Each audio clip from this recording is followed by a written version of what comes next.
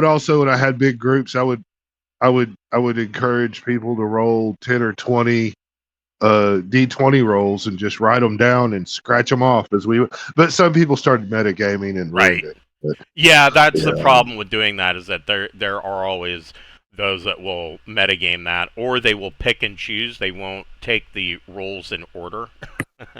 Oh, Which, right. Well, yeah. I didn't have a problem with going in order. It'd be like, okay, I know my next roll is a nat 20. Right. So I'm going to do something stupid that I normally couldn't do Right. because I have a night. It wasn't when I said, hey, I want to lob the fucking axe over the house, and you told me I had to get a nat 20, and I got that. That was cool as fuck. Right. But me saying I have a nat 20 as my next roll and doing that's lame and shit. So Right. And that's then, my opinion. yeah. So, I mean, even in reading Engineering Dungeons, the author, his name escapes me. The book is, I do highly recommend the book, especially for new castle keepers and dungeon masters. But he even states in there that when you're creating the dungeon, the way he does it is he has you roll the random table for the environment that the dungeon is placed in, and you place the monster. You don't randomly roll while the characters are going through the dungeon. And he even states like there's not going to, the monsters aren't going to have treasure unless that's their lair. So, like for instance, this hall where you ran into these ice trolls, you wouldn't get their treasure because this hall isn't their lair. They came up from these cracks in the floor, which would presumably somewhere down there is their lair. That's where their treasure would be.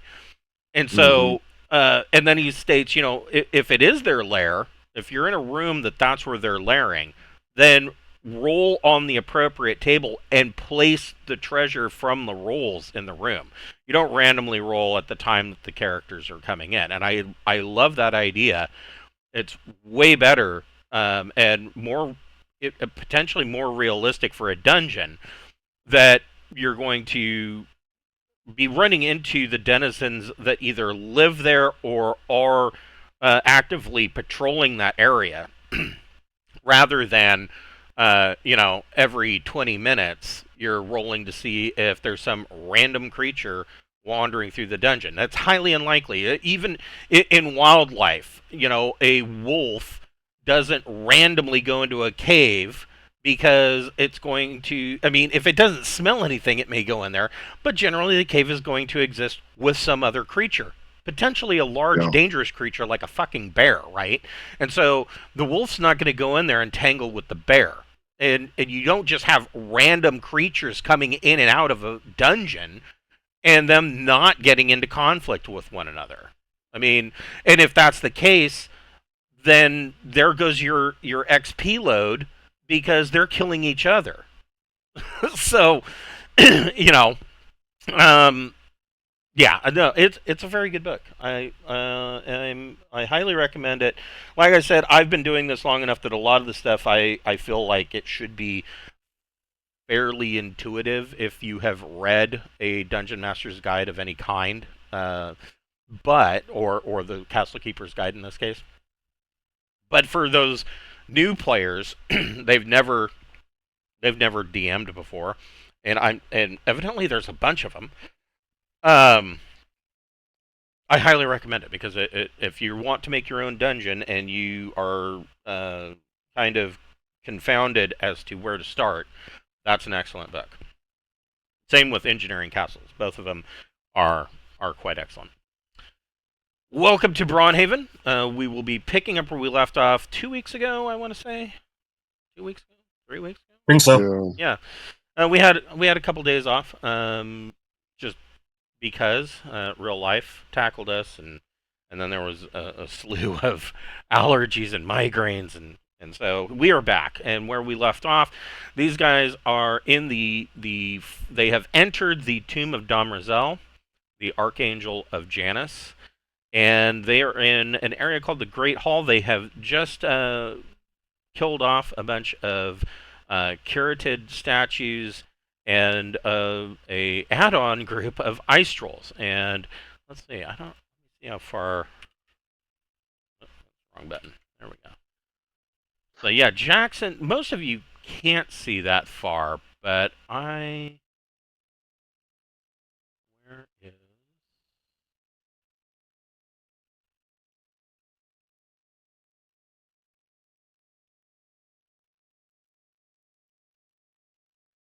So Wes must have missed a session. I did. I messed last week. That's why all my guys are outside chilling. Are they? Oh yes. Yeah, we came in here without him. It was hard. That's right. That's right. We will not be doing that on a thing this bad. So Malachi would be able to see it, Peppermint would be able to see it, and Dench would be able to see it because of their dark vision abilities. Down here to the south, you guys can of course see, and Goodman can see that there is a large set, nearly 20 feet wide set of stairs that are leading down into an ice cave, presumably to the next level. But part of that battle, I forget who, I think it was damage from maybe the fire elemental or the Afridi. Either way, there was damage done to this wall, and it has damaged this ice wall enough that you can note that there is a secret door here, and so that's where we. That was the fire elemental. It was the fire elemental. So yes, we will be picking up where. May I switch Malachi and Borman? It seems like Malachi would be better against the wall if that's where we're starting. Like up here? Yeah, I mean, it doesn't matter. I was being like just kind of switch them. Yeah. That's all. In fact, let me get you on the board. Whoops. All right. And you do not want to go in this area over here. If you find any reason, don't go there. Right. It's super cold there. Just giving you a heads up. It's like super cold air. So unless you have to, don't do it. Look at my wonderful initiative, fellas. Right. Well, you don't really need. Fellas. We're out of combat, so you don't really need initiative as of yet. But before we get started, we would like to bring your attention to the fact that we do have a merch store via Zazzle. We've got T-shirts and hoodies and buttons, and there's a fleece blanket and whiskey rocks glasses, beer steins. There's all sorts of stuff on that store, and 100% of the proceeds from that store goes back into our channel, and it helps us cover things like Roll20 Pro or Incarnate Pro, which we use quite extensively to make maps, and even the Wondershare Filmora software that we use to make these videos. So if you'd like to help us out, go over to the merch store and get yourself a beer sign. We really appreciate everything that you do for us. On sale right now is the final book containing 3 separate adventures, rules for domain level play, as well as extrapolated mass combat rules for Old School Essentials, and is the final 3 adventures of the first edition of Braunhaven campaign setting. That's on sale right now in PDF format. Print on demand is coming soon. Also in the pipeline right now, and I am entering what I believe to be perhaps the final chapter, is the Braunhaven Player's Guide for the Braunhaven Campaign Setting 2nd Edition, all for Castles and Crusades. And so that will have a bunch of information that's never been in print before. It will actually cover the entire known world of the Braunhaven campaign setting, giving details on Erebachia, new details on the Glaucian Empire, Aegina, Erebachia, the Orentian Empire, the colonies of the continent of Tlaxcalan, and even there is a 4th continent that is only partially explored, and it consists of a hex map that you can explore and give to your players to do hex crawls as they will, and that is called Kandamar. And there are new classes, there are new races, there are new spells for the Castles and Crusades system, all sorts of new stuff that has never been in print before for Braunhaven. And that is coming fairly soon. I like I said, I just finished the Atlas of the Known World today, and we'll be picking up starting Monday on Monsters and Treasures of Braunhaven, and so keep an eye out for that. It's coming. And as always, because it is for Castles and Crusades, it's fairly easy to, if you want to continue playing in Old School Essentials, there's nothing to stop you from using that book. Maybe just a little bit of conversion, but for the most part, those stats can be used as a drop-in fit. If you are familiar with either system, that of course helps, but it's not difficult. So check it out when it comes out. Expect it forthcoming, imminent. So yes, there is this secret door here. And you see that this chamber has these statues here, and here. Most of these statues have, and the floor, you can tell, has seen some. There's large gashes in the floor. I wouldn't necessarily call them chasms, but there are gashes in the floor that lead below, and some of the statues are crumbling. It is quite obvious to you that this entire dungeon that you've entered so far, it is cut into the ice, and this ice flow is a part of a glacier on this island. And as this glacier slowly moves over the eons, these damages have taken place. It doesn't look like they've been rent by a creature. It's simply cracked open and damaged from the movement of the ice flow. So, you guys can move your exploration movement rate, and you can tell me where you want to go. What do you want to do? Secret. I've got a secret. Yeah, secret door. That's where we go. Okay. Well,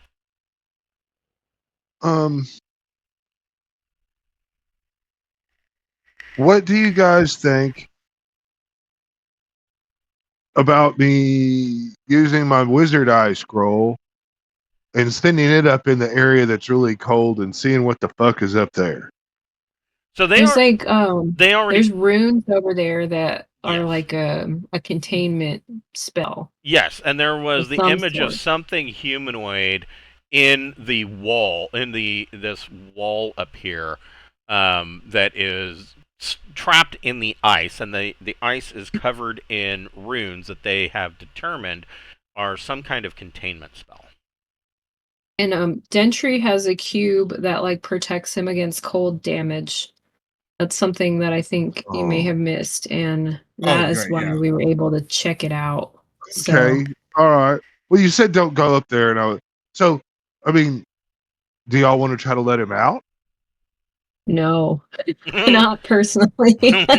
They're like, Maybe on the way out, maybe we can have that conversation, but not on the way in.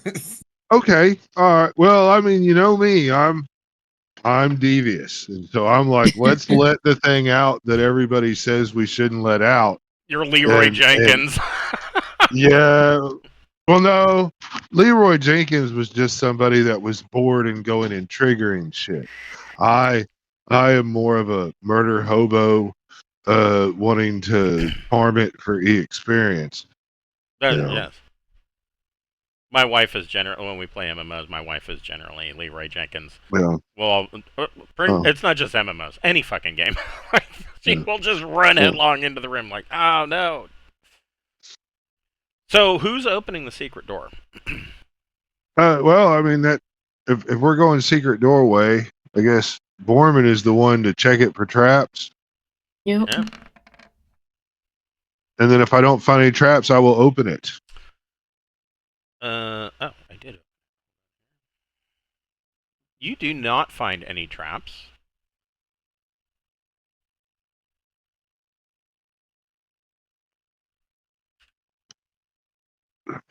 But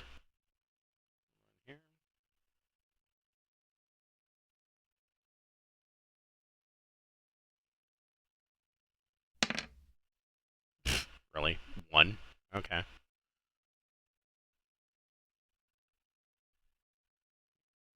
But one.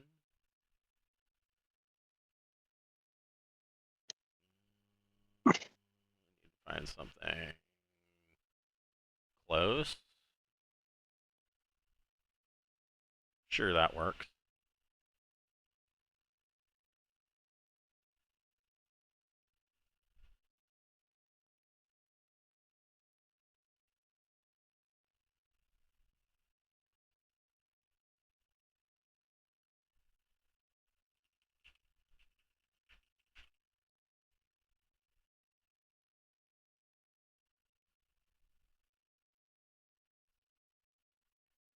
Holy shit. Okay. Yeah, one is all that is needed, evidently. So first immediate thing that you notice in here, let me see what conformance. Yeah. Yeah, you can see part of it. So this this ice, what was an ice wall, conceals a gear mechanism that and rollers that are all made out of ice inside this ice wall, and you move this, it's kind of slides aside like a pocket door, revealing this chamber, and you can just make out that there's movement in there. Low to the ground appears to be like a frosty lizard, and to give you a description, what you do see of the ice floor, and let me bring that back up. This floor is like a polished ice, almost with a mirror-like sheen. And you can make out that there are some icicles hanging down, icicle stalactites hanging down from the 15-foot tall ceiling. And you can make out that there's like a frosty, like when you open a freezer door in like a grocery store or restaurant, you can see the cold fog hanging in the air. What do you want to do? Well, there's a creature in there. Let me get my cold resistant guy up near you then, if there's no traps. I don't see any traps, and there's something on the floor. I think I'm gonna, step aside and let Big him kind of do his thing. Okay. If I'm in kind of shadows, he won't even notice me unless he rolls 6 because of my armor. That is true. So I will motion for Dentry to do it, and then I'm gonna go ahead and let. What is this fire elemental? I mean, is he one of us? Yeah. Yes. Yes. Was that a Laura? Cameron's. Yeah. Yeah, it's a Laura's. She has a brazier to make a fire elemental. Yeah, she's got a brazier of fire elemental summoning, and so she decided to bring in some extra heavy metal in order to fight the absolute acre of fucking ice trolls and carotid columns. Well, I'm going to back up over there next to the spellcasters, and Goodman will stand ready to render aid. Okay. All right, Dentry, it's your show. You've got your cube of cold resistance, right? Yeah. Oh. All right. I go kill thing. It's cool. You're going to go in there to kill things. I mean, how big is this passageway? Looks like it's probably about 8 feet wide. Could a really big Dentry kind of crawl through there? Okay. Let's. Yeah, I mean the ceiling now. in here is 15 feet tall. I mean he might bump his head on a couple of icicles going in, which How long does the making me huge last? Because you might want to save that for a bigger fight. That's a okay. Well, let's see how it goes. I can buff you from out here. If you seem to be getting fucked up a little bit, I'll beef you up with something. I'll give you a powerful enema of magic. Wow. They thank you. Just because it says that the range is touched doesn't mean you need to do a finger in the butt. But if you can, you should. Oh yeah. Oh, wow. But no, I mean, well, I mean, nothing motivates people better than a little surprise. Right. It's all okay as long as you yell surprise. Yeah. Everyone's butts are all numb for being cold anyway, That's yeah, you won't that is true. feel it. That is true. He touched me where? I didn't even feel it. So I was I was laughing at, and I don't even know why this just randomly popped into my head, but when I went in for my medical procedure after everything was done and I was out of my anesthesia, the nurses going over, a number of things, and they asked me once again. They asked me before I went in, and they asked me as I was going out, do you have somebody to take you home? Because I was under anesthesia, and I'm like, yes, my wife's going to take me home. And then she says, don't take offense to this, but I'm required to ask this. Do you feel safe going home? And I immediately started laughing. And I said, you know what? I'm going to tell my wife that they asked me if you beat me. I don't know. I don't know why that's funny. It just is. I do realize there are some abused men out there whose wife beats them. That it's still funny. By the way, the range of enlarge is 5 foot per level. And so I can do that at a distance, and the haste has a real big range. So whatever, go in there and knock yourself out. Try not to get your armor fucked up. All right. So, Mr. Dentry, you can move your exploration movement right. Oh, I'll try. I'm exploring because I don't know what's in here yet. Explore away. Do. Oh my goodness, what's that I see? Okay, so coming in here.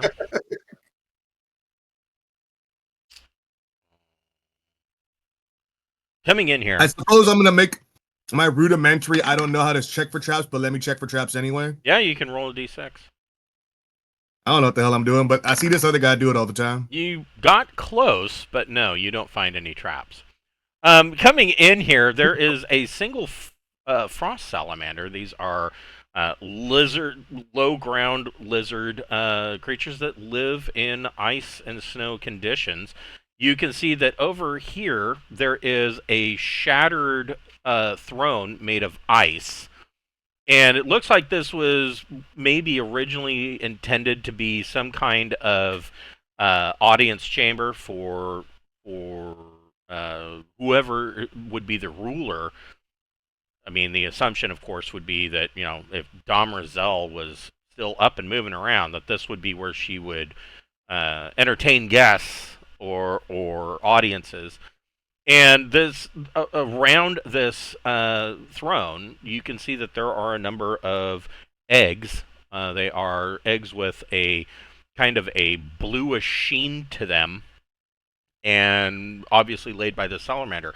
And this frost salamander, as soon as you come in, turns and lets out a hiss, and you can see that the hackles around its head kind of flare up in an intimidating pose. Everybody roll initiative. Oh, you can also see that there around the eggs there is a small amount of treasure. The eggs are the treasure. I mean, what are you talking about? Yeah, I mean. Oh shit! I got the same rolls. Wow. All right. Okay. Is everybody in? No, just a second. I had to get my dice tray out. So, okay, that's the same. Oh.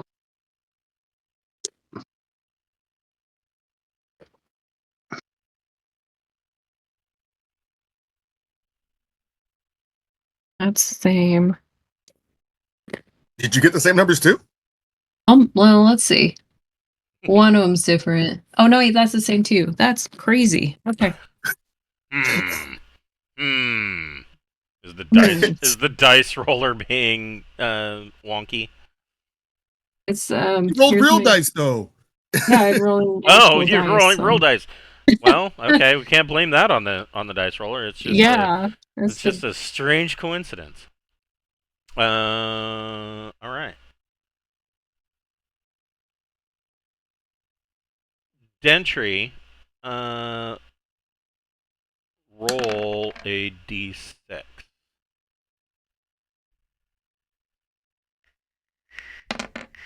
Oh my god. Oh yeah. Dentry is surprised by what he finds in there, giving the salamander time to attempt to crush me. Yeah, he's gonna move up. So with your cube of frost resistance, and you guys will notice this probably. Let's see what it looks like now.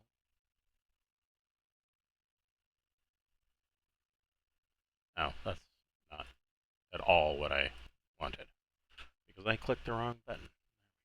Does it better.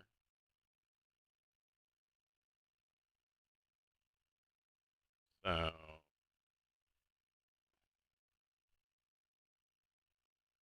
as this thing moves, you see this frosty fog move with it, and it comes out to a range of a 20-foot radius.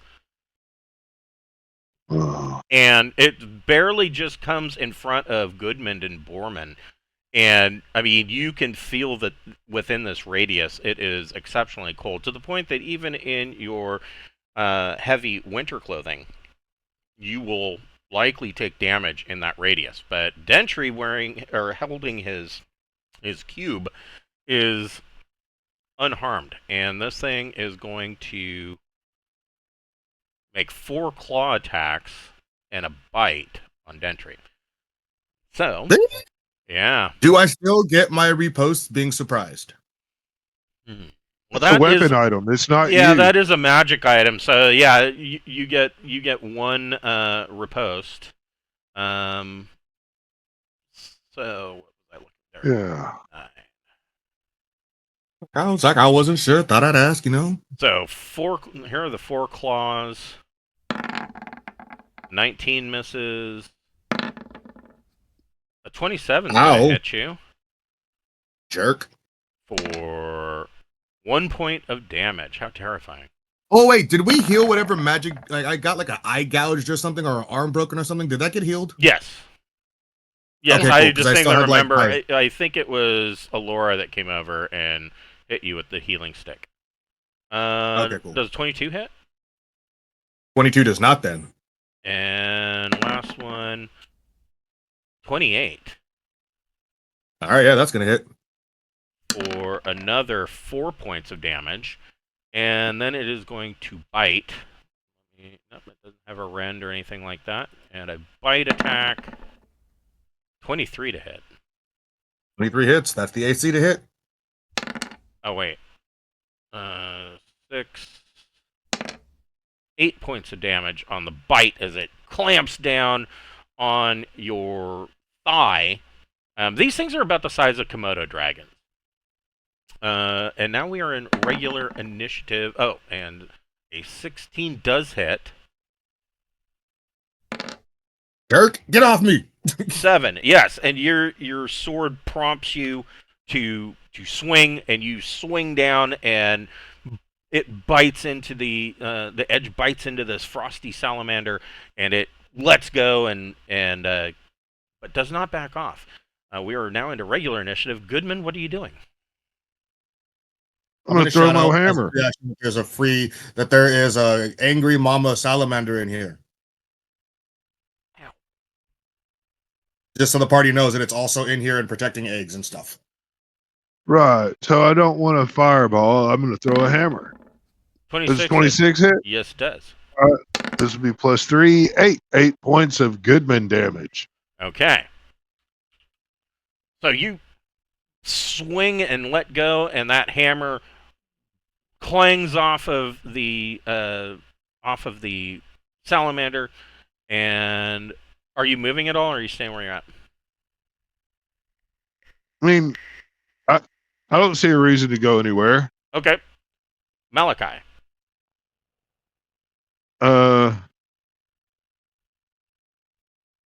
Well, Malachi is going to the. I think Dentry's got it. Be honest with you, Malachi's going to save his spell slots and cheer Dentry on. Okay. I mean, if somebody want to throw a heal at me at some point, I appreciate it. But other than that, I'm good. Yeah, that's not really my strong thing. I do have some kind of healing abilities. It makes me feel warm. Unfortunately, it's from the necromancer, so it's kind of gross. Yeah. I mean, no rush. I am by no means like, oh God, I'm hurt. I'm just like, I realized I wasn't healed from before. I will allow Dentry to make an intelligence ability check. That ought to be fun. God, you had to get it with a 4. Yeah. Yeah. So, I don't know. Dentry's looking at this is a large, quite crepuscular salamander. I mean, like I said, it's about the size of a Komodo dragon. And to put that into mechanics, this is a 12 hit dice monster. So, just like, throw that out there. Well, this might be a bit more than I can handle by myself, unless y'all keep throwing heals at me. Let's haste. Everybody's hasted. Blah blah blah. You're hasted. You're hasted. What's the range on haste? You're hasted. Haste's got like a 60-foot radius.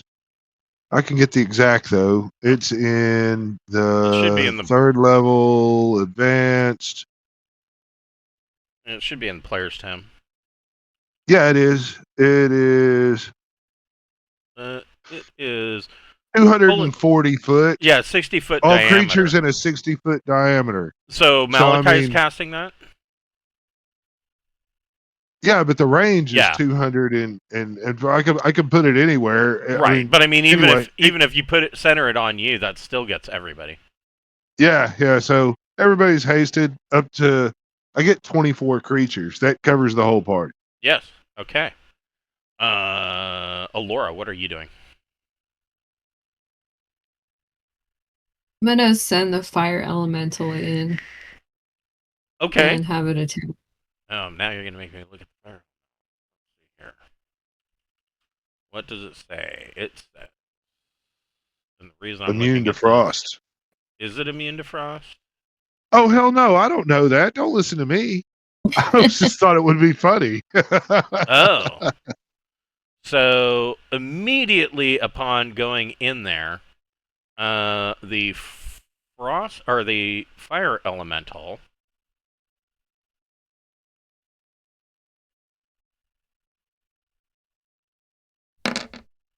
takes 9 points of damage.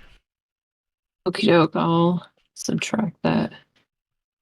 Oh, because it's going into the cold. Yes, and it says that fire elementals, they inflict an extra 1d8 damage on cold. Well, now wait a minute. Maybe I read this wrong.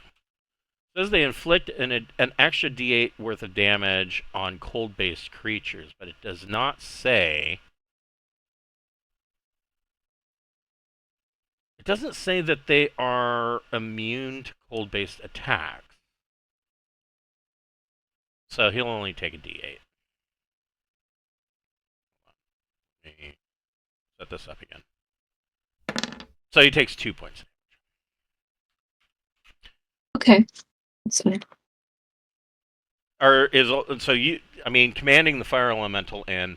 To go attack. Yeah. Did you roll initiative for the fire elemental, or is he on 5? I thought he goes on Alora's because it's under her control. Yeah, we can do that. Let's do it that way. Okay. So what are you having the fire elemental do? Is fire elemental smash?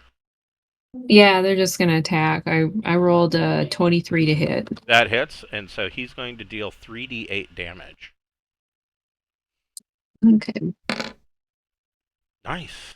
Oh, come the fuck on. All right. Took you 3 dice to get to the maximum of one of them, but Damn it. So okay, the next fire time. elemental brings his fiery fist down and smacks this frost salamander. The frost salamander kind of winces.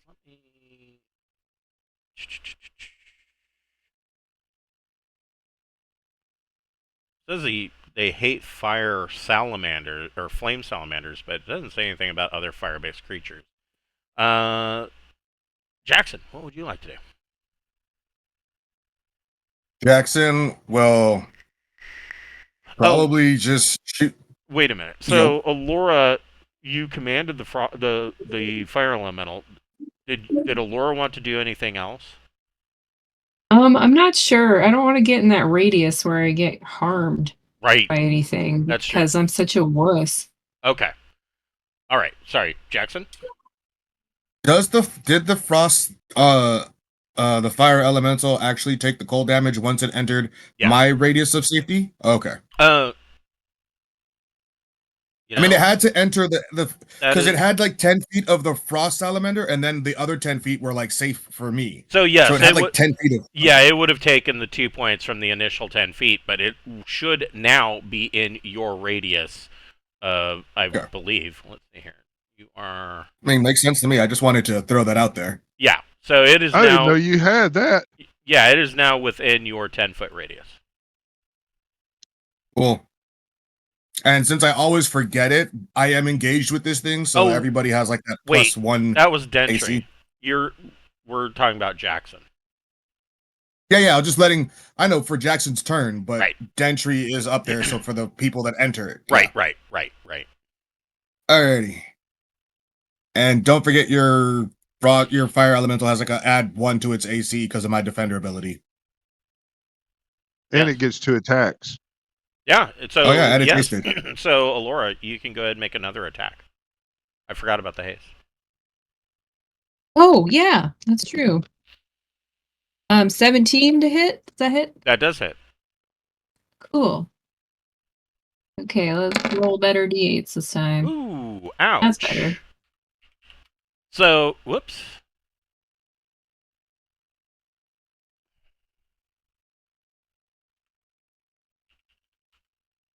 There we go. So this time, the second attack, the fire elemental brings its fiery fist down and really wallops this frost salamander.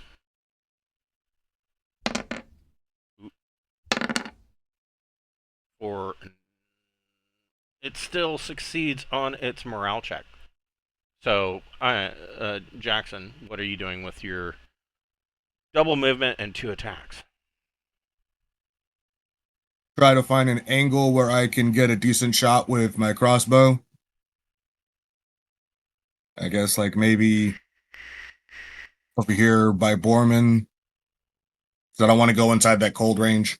Right. Yeah, you're just outside the cold range there. Yeah, that would give you a clear shot.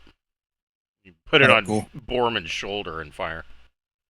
Like, Borman, don't move. All right, and that's just a D20 plus 5. And actually, though, you might get a +1 to that. So it doesn't matter. You hit. It is inside of about 27 feet. Oh, right, yeah, I was supposed to add the +1 to the range thing. Yeah, that would be +1 for short range. All right. So yes, 27 or 22 hits. Honestly, I should have added a +3 because I forgot about the +2 to the cross. I'm just forgetting all my shit, but whatever. Right. And then it's a D6 +1 because I used one of my +1 bolts. I am keeping track of how many I have. Yay, 2 whole points. Wow, okay. So your crossbow bolt strikes true and is sticking out of the flank of this frost salamander. Mavis, what would you like to do?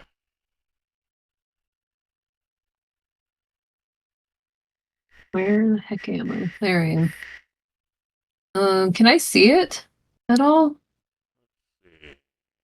I don't know. Look through your eyes. No, you cannot. Well, shit. What can I do then? And you know... Is anybody hurt? I have a sword that casts light for 30 feet in my hand. Jackson, might not been able to see. I would say that Jackson rolled high enough that he would have hit anyways. But you're right. And I'm sorry, Borman, you're holding a sword with light. A flame sword that casts 30 foot of light. Let me adjust your light source.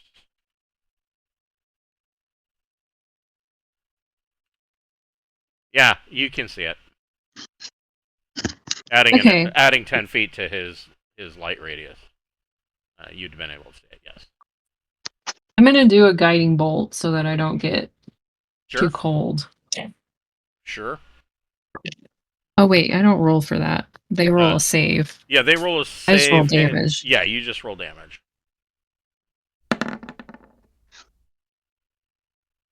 And he saves, so he is not sparkly, but he will take damage. I got 3 damage. Okay.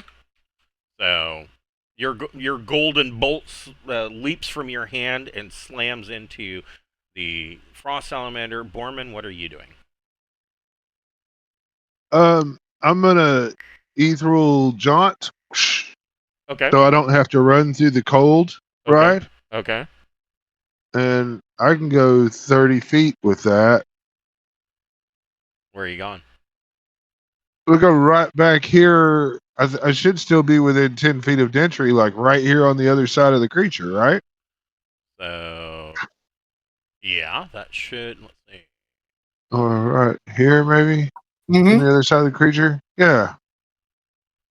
Yeah, that puts you into his bubble of influence. Well then I have to attack with my +1 flame sword. And does 24 hit? Yes, does. And I will say that you do an additional D8 of damage. Wonderful. So that will be 3 + 8 is 11. Nice. Fire damage. So I'm going to go ahead and swing again. You bring that sword down, and you hear the sizzle and bite as the flaming sword cuts through the flesh of this frost salamander. As you pull out, you can feel the blade grind and slide upon the spinal column. Well, that seems like a good sign to me. I'm going to try it again. Yeah. With a 28 to hit? Yep. And so you're telling me I can do 2d8. Yes. And then I will just put my +3 right there, and there we go. And that just did 1d8. Sorry. So 4 + 8. Yeah. It's 12. You pull the sword out and just run the point through, and it comes out the other side of this frost salamander, and it flops to the ground dead. Then I'm gonna step forward. Pouts that everybody did more damage than he did. Yeah. I'm gonna high five Dentry, I'll hold my hand up like, hey man, give me some. And then he'll be like, I didn't do any damage, and he won't give me none. You're like, oh, fuck you, man. You did more than me, so like, yes, good job or whatever. Yeah. Yeah. And then now we have to have a discussion about these eggs and all that. So yes, there are. How many eggs are there? There are 3 eggs, and tucked around them, 1, 2, 3, 4, 5, 6, 7. There are 7 rolls on table E. Each person gets 2, and then there will be an additional 1 roll. So, who wants that additional roll?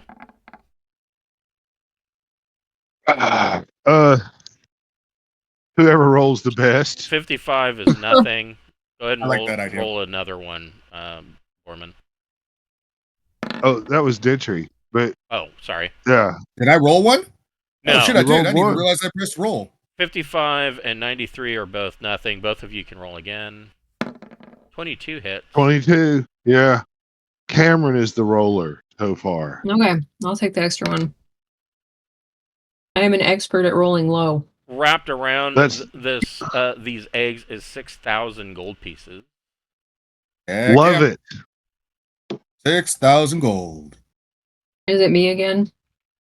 Sure. No, it's mine. I just sure whatever. Yeah, you go ahead. Well, everybody gets 2. Gold. Oh, okay. 50 is nothing. Okay. Yeah. So Cameron does get the bonus roll. 90 is nothing. I guess Cameron gets a bonus roll. Oof. 88 is nothing. Wow, those dice are rolling high. Yeah, we got something out of it though. I mean, yeah. So wrapped around these 3 eggs are 6,000 gold pieces in various coins. Well, what do you want to do with these eggs?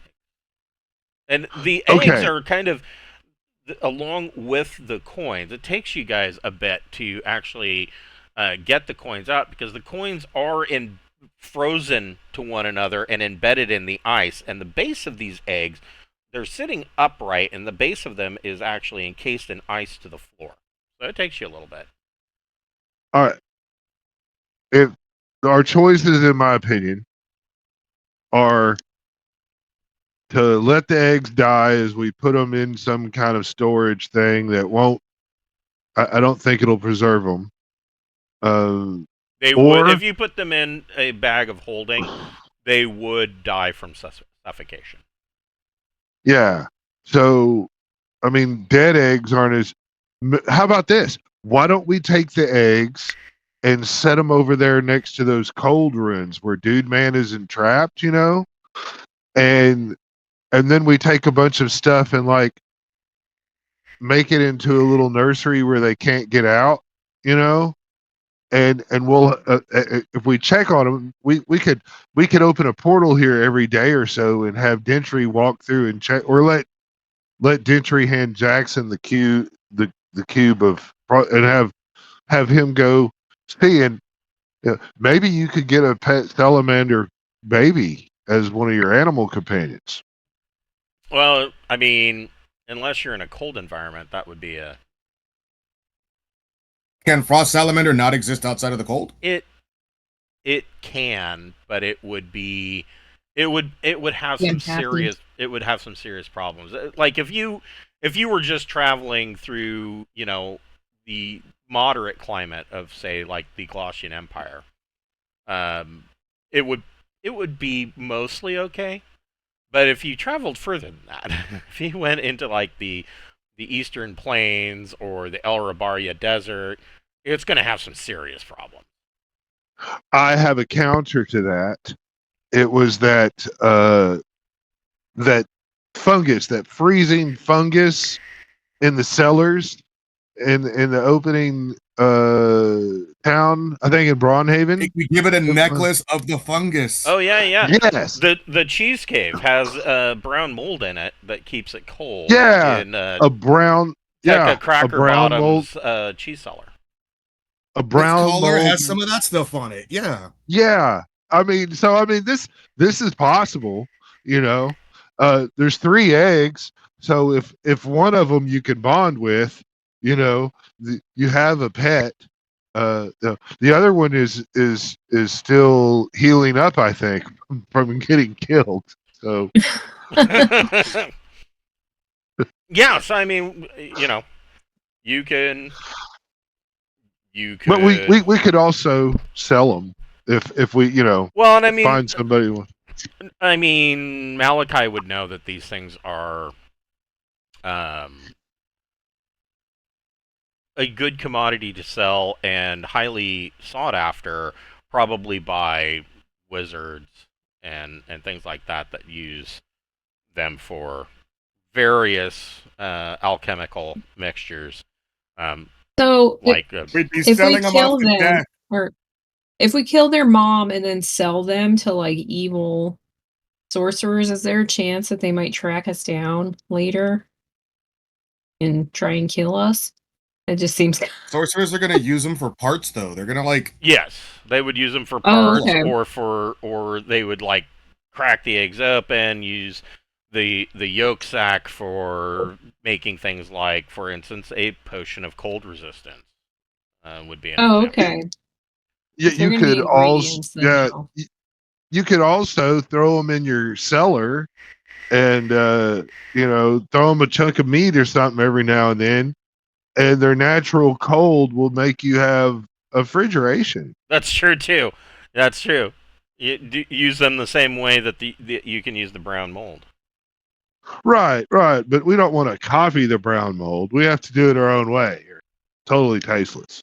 They could be pets that our chef uses for, for like keeping stuff cold.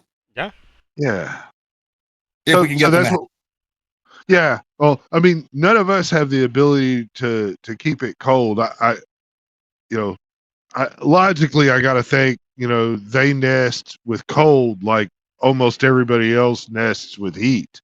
A chicken keeps it. So, I mean, I'm thinking if we put it over there on those ruins that are generating cold, and then we just block that off, so if they hatch while we're away, they're in there. It might be like planting a little experience seed, or a animal companion. The ways are limited by our I'm on board with this imagination. plan. I like it. I like the plan. Yeah. Okay. All right. So you got these 4 eggs and 6,000, or 3 eggs and 6,000 gold pieces. You can move your exploration movement, right? Where would you like to go? I think we're now all that the eggs have been moved, this room is safe. Yes. Okay. We're not going to explore the room at all. Is there like anything behind the chest or anything, or we don't anything know. over here? There's nothing. Search around. There is nothing else in here. I had to look. Okay. Then and we up here is where I'm talking about, where we set the eggs up and then we piled a bunch of whatever the fuck, chunks of ice or anything to make this wall here. And then I guess we're gonna start heading down. I guess we want to look at these statues. Have y'all already done that? They haven't explored this room at all. We didn't get a chance to yet. All right. Well, I'm gonna come over here and poke on the statue and see what happens. Look at it, study it. Do you want me to roll a dice of some sort? Well, Peppermint, Alora, Mavis, Borman, and Goodman can roll a d6. Peppermint, Laura, Mavis, and Goodman. So. And Borman. Goodman. Sorry. I got a 1, a 3, and a 6. 5 and 1. Okay, so the ones, you note that there is.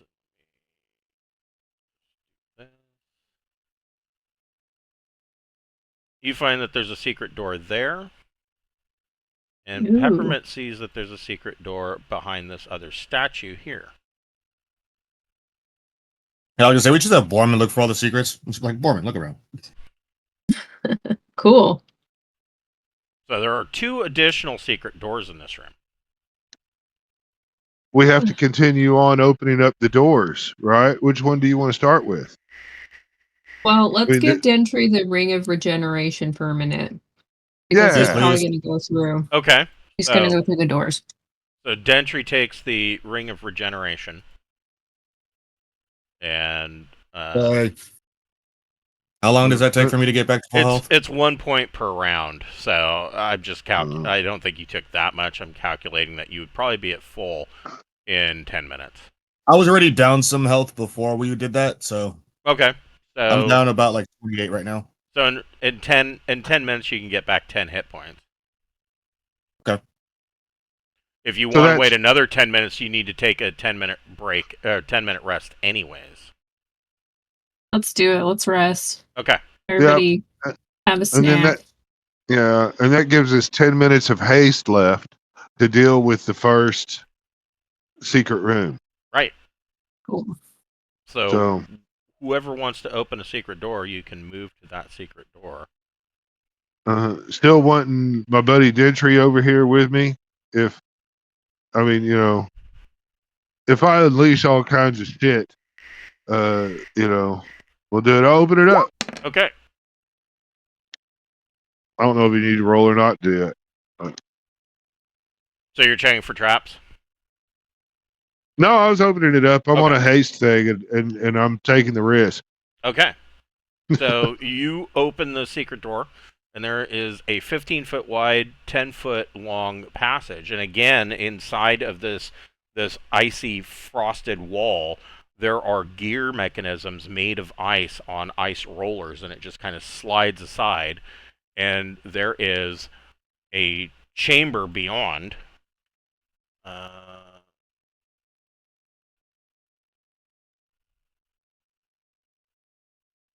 Let's see. You can see that there are shallow cracks that run through the floor, not deep enough that like these out in the main hall, but there you can see that the floor is cracked. I'm gonna go invisible and kind of start creeping in here, looking about. Okay. I'm gonna try to. I guess this is gonna end the haste if it takes 10 minutes to do traps. I'm gonna look for traps. But you weren't fast enough. You stepped in here and you fall into a pit. 10-foot square section of floor right here, right where you are standing. It's 10-foot deep pit, and they are sheer sides. I mean, not that that would stop Borman because he does have the climb ability, but you fall in taking 3 points of damage. All right. But can you? Oof. Not quite. A la Cool Runnings, I'll walk over and just be like, "Hey, Borman, you dead, man?" No. Let's see here. I need to find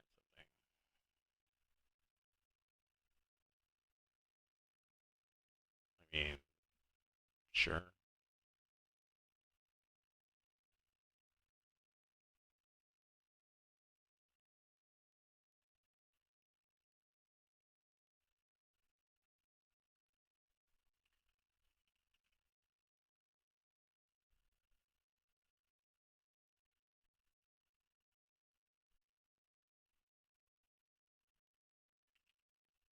I'll use my second ethereal jaunt to shadow step out of the pit. Okay. So you And Didn't you just like walk up the cliff face though? Because you have like all like climb. It's like a shadow step, kind of. I can go 30 feet. Yeah. With I was just saying, like, did you need to Jaunt. use it, or couldn't you just climb out? You could have just climbed out. I mean, yeah, it's only 10 feet. I could have, but then I had to make rolls and. True. So yeah, you ethereal jaunt out of the 10-foot deep pit, and so right here, and I will just draw it. Entries. Right there is a 10-foot pit. Yeah. Highly advise people not step in there. Actually, good luck with it.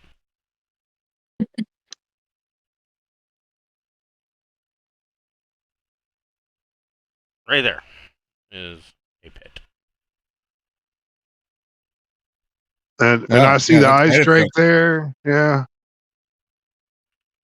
All right, I'll like walk around. Like that's so scary. Looking down this hall. Now that Borman has ethereal jaunted out, you can see that right here is an angelic ice sculpture. It seems that this room appears to have been a shrine. There are ice stalactites on the ceiling, large icicles. There are jagged protrusions that kind of have formed coming out of the wall, and you can see that this angelic shrine. This is some kind of shrine of an angelic-like ice sculpture that looks like an angel that is portrayed as a warrior, and at the feet of this angel there are tiny sculptures of what look like people, like the angel is protecting them. Coiled around the base and behind, you can see that there is an ice drake. And again, around the foot of the statue, embedded in the ice, is some treasure. Everybody, I'll shout back, hey guys, y'all might want to come over here, but be careful of the hole. Ice drake. Everybody can roll initiative. Here we go again.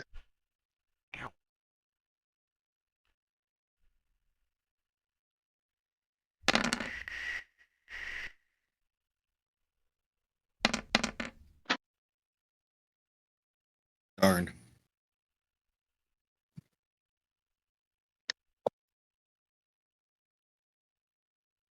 Okay.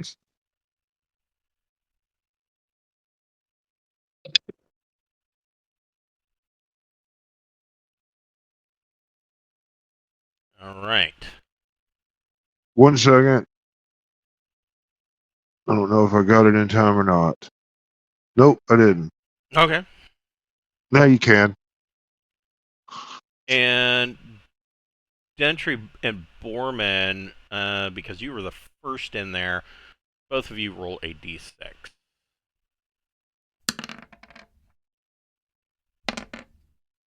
I'm surprised again. I just don't expect bad things to happen, or maybe I just don't care if they happen. Yeah, evidently you just don't expect bad things in a dungeon. And Borman got a 6. He is not surprised. So way back here at the entrance, what is Malachi doing?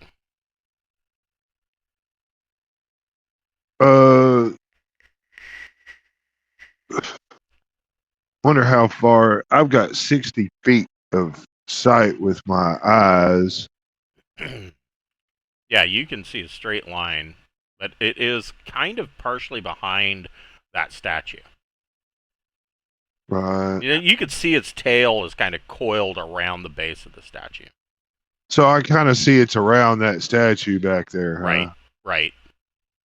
You know, let's make a save for spells as I fire a fireball back in there. Okay.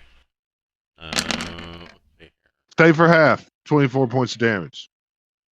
Lots of flames, goes 20 feet. Yep. Okay.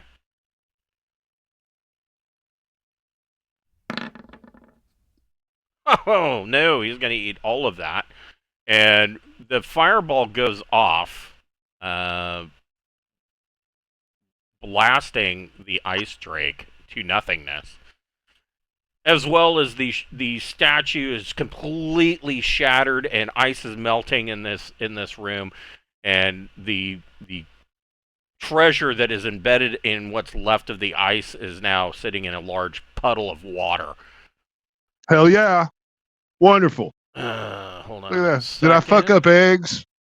I hope I didn't fuck up any eggs. You didn't find any eggs this time.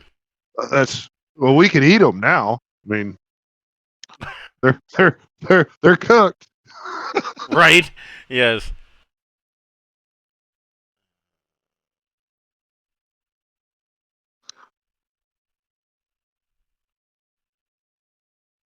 Sorry, I'm just keeping track of XP.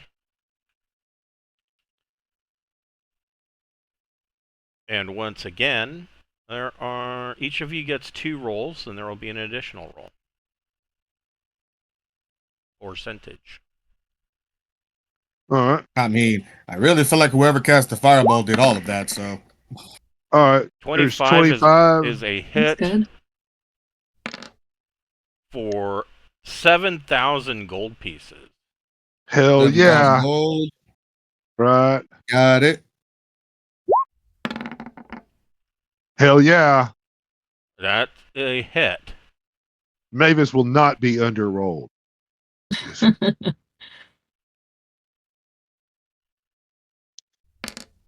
For 2,000 electrum pieces. 2,000 electrum. No. Guess I'll throw a roll in the mix. Yeah. How many do we got? 7 total? Yes. Yeah, so everybody has to do 2. 45 is nothing. 73 is nothing.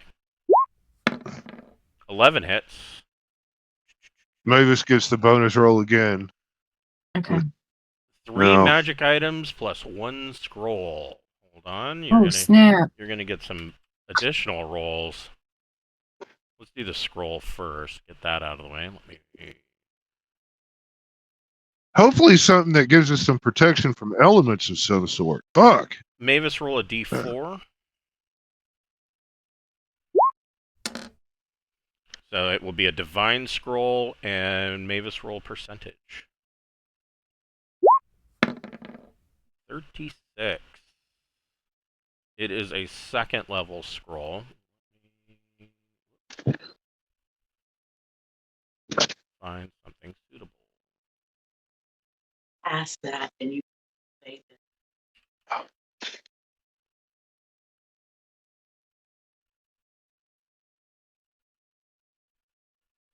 You find a scroll of shatter. Hey, that's like a cheap man's fireball. Nothing wrong with that. And it's good for constructs, if I'm not mistaken. Let me. I don't know if we have dealt with shatter. Let me take a look. We have. And so here is shatter.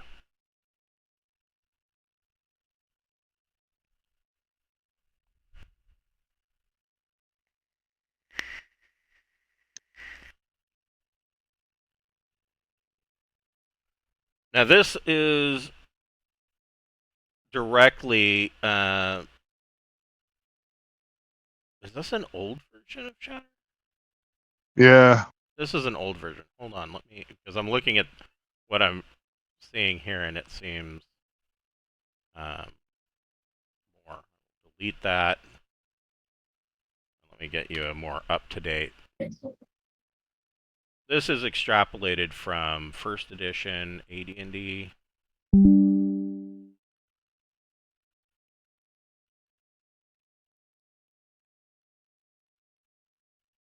That's better. I knew there was more to this. Such as crystalline creatures. And that can be taken a number of ways. Something like an ice golem. I mean, probably not a steel golem, but a stone golem may still count as crystal.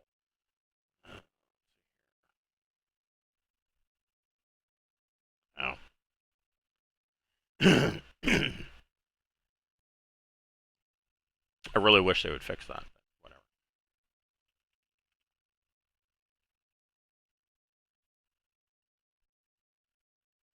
So there is a bug in Roll20 that if you have attempted to add custom folders or arranged the handouts, that the add handout button no longer puts it in alphabetical order. It'll dump it someplace else. I don't know where it dumps it, but you have to right click on the handout column and select add handout from the drop down list. In which case then it puts it directly at the top. So it's and that's been going on for at least the last 5-6 years. So, you know. And I've reported it multiple times, and their answer is always like, well, you know, like, fucking fix it, dickheads. So, yeah, I mean, Crystal Shatter will deal 1d10 damage. They get a save for half, but, yeah. So that is that. And then...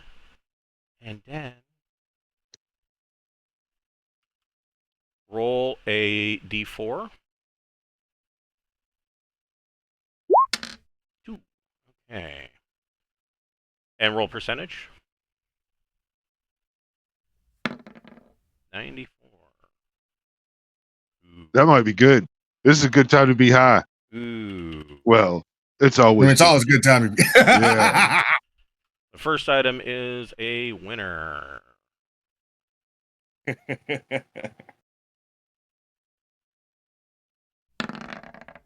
Oh, and a 20.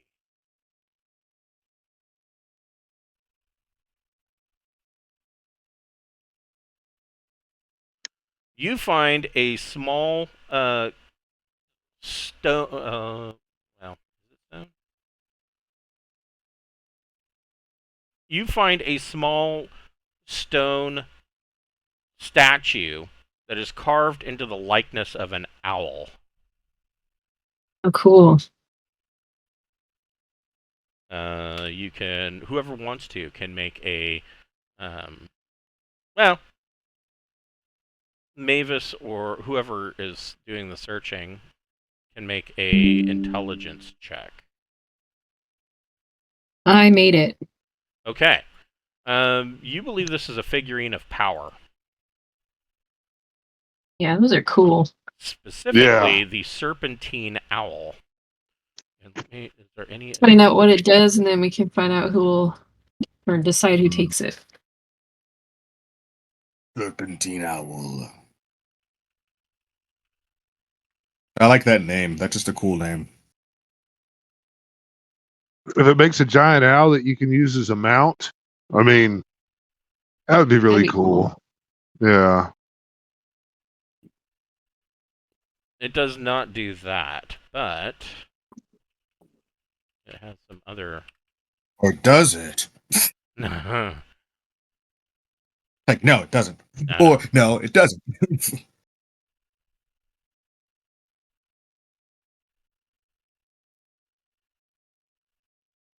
This is the serpentine owl.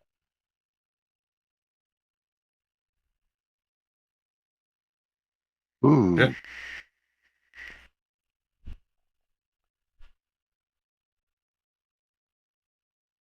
So essentially, it is once per day you can toss this thing and activate it, and it becomes an owl familiar. For 8 hours. Yep. It's for scouting. It seems like Jackson should get it. That's totally Jackson, man. Okay. I like scouting thingy. Yeah. Write that down. You can send your fucking hawk the fuck on now. Mm-hmm. Well, you got to clear up space, man. If we're gonna try to make these fucking, and I don't He's even running know around if like this the even fucking bothers- Beastmaster. All you need is a couple of ferrets that argue with one another. I mean, Loco. if we do this right, he comes in riding on a motherfucking huge ass enlarged frost salamander in the final thing, With- you know, and that would be with frozen sack. Yeah, and a big old collar of mold. Cameron, roll another d4. All right.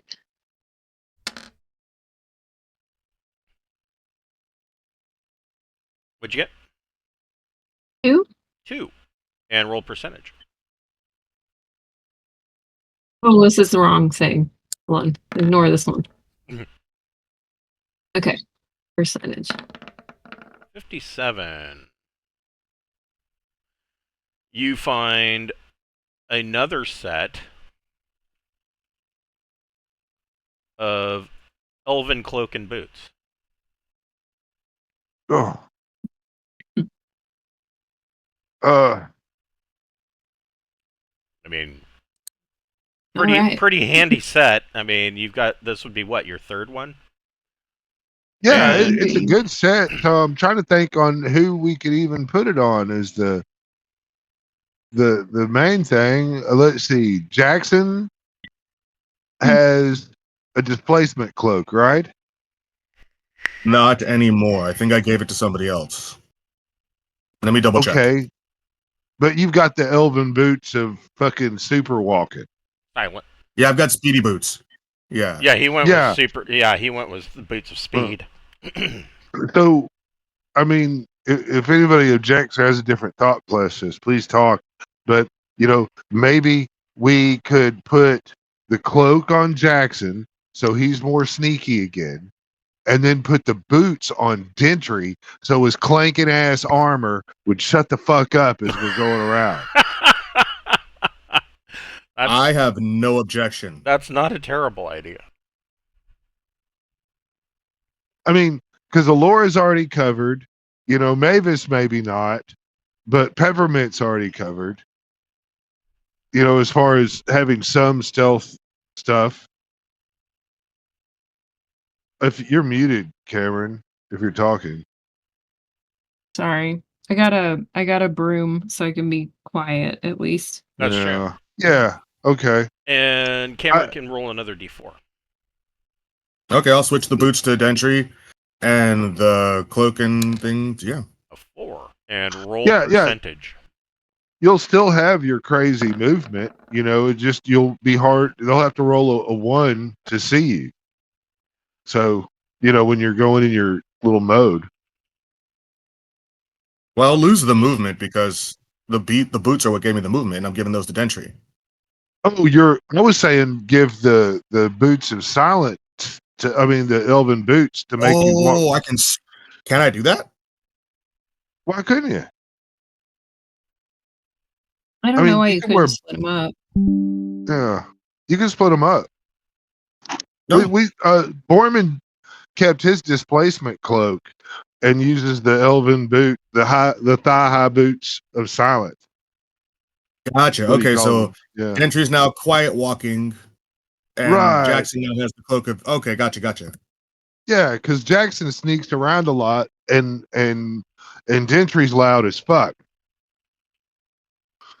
Clank, clank. Yeah, I mean, and that's how. The last item you find appears to be a set of wooden musical pipes, like Zamfir and flute.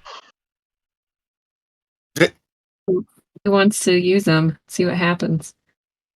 You can make an intelligence check. You might even know what they are.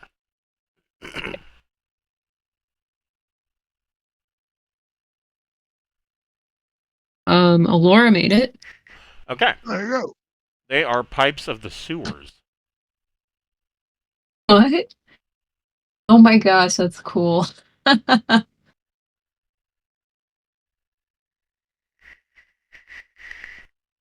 Malachi would love this. Yeah, right? Malachi will take it. Pipes of the sewers? Fuck yes. I'm going to put it on his character sheet. Is what I'm going to do. Control some rats.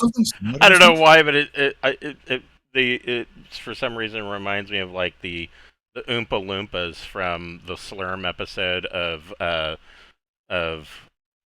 Futurama, or from the Quahog beer brewery from Family Guy, where they were like doodle-doodle-doodle, and then like something bad will happen instead. A bunch of rats show up.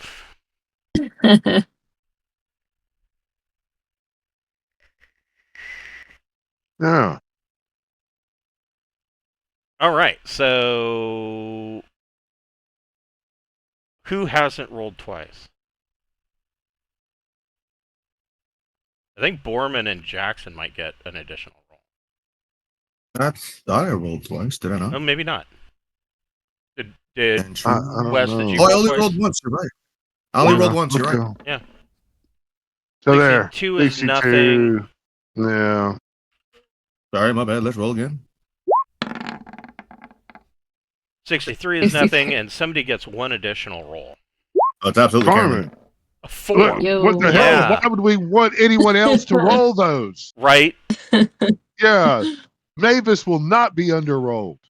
It's I roll low when I'm doing attacks too. So yeah. So there are 3,000 silver pieces. 8,000 silver. That's not too shabby. I'm okay with that. It's more than we had. Yeah. Mm-hmm. We got another secret door on the other side soon. And there's nothing else hiding behind this giant pillar of ice or anything, right? Hold on. What? I don't think so. But I wrote this a while ago, so I don't remember. I was like, there's a corner in this room, and I'm going to go look at it. Nope, there's nothing else found in here. You can move your exploration movement rate.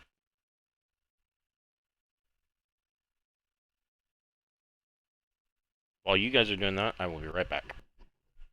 Where's the other secret door?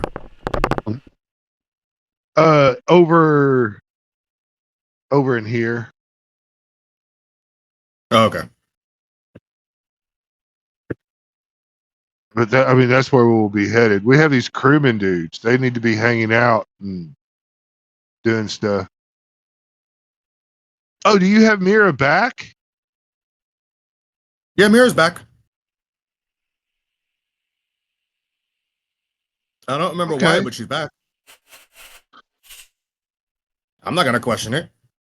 No, I'm not either. I mean, if we did her back, I'm gonna make a fake phone call, so I'll mute. But I'll be. It won't take me a second.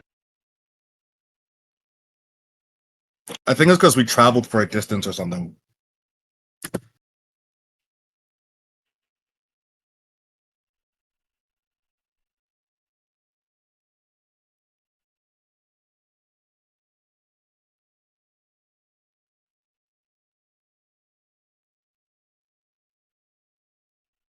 I have down that Jackson has a ring of invisibility. I just see that now. I just haven't been using it because I'm stupid. So then I'll give the elven cloak to Dentry. That's right, because Dentry had the ring originally, and then I gave him water breathing in case he ever fell in water with all his armor.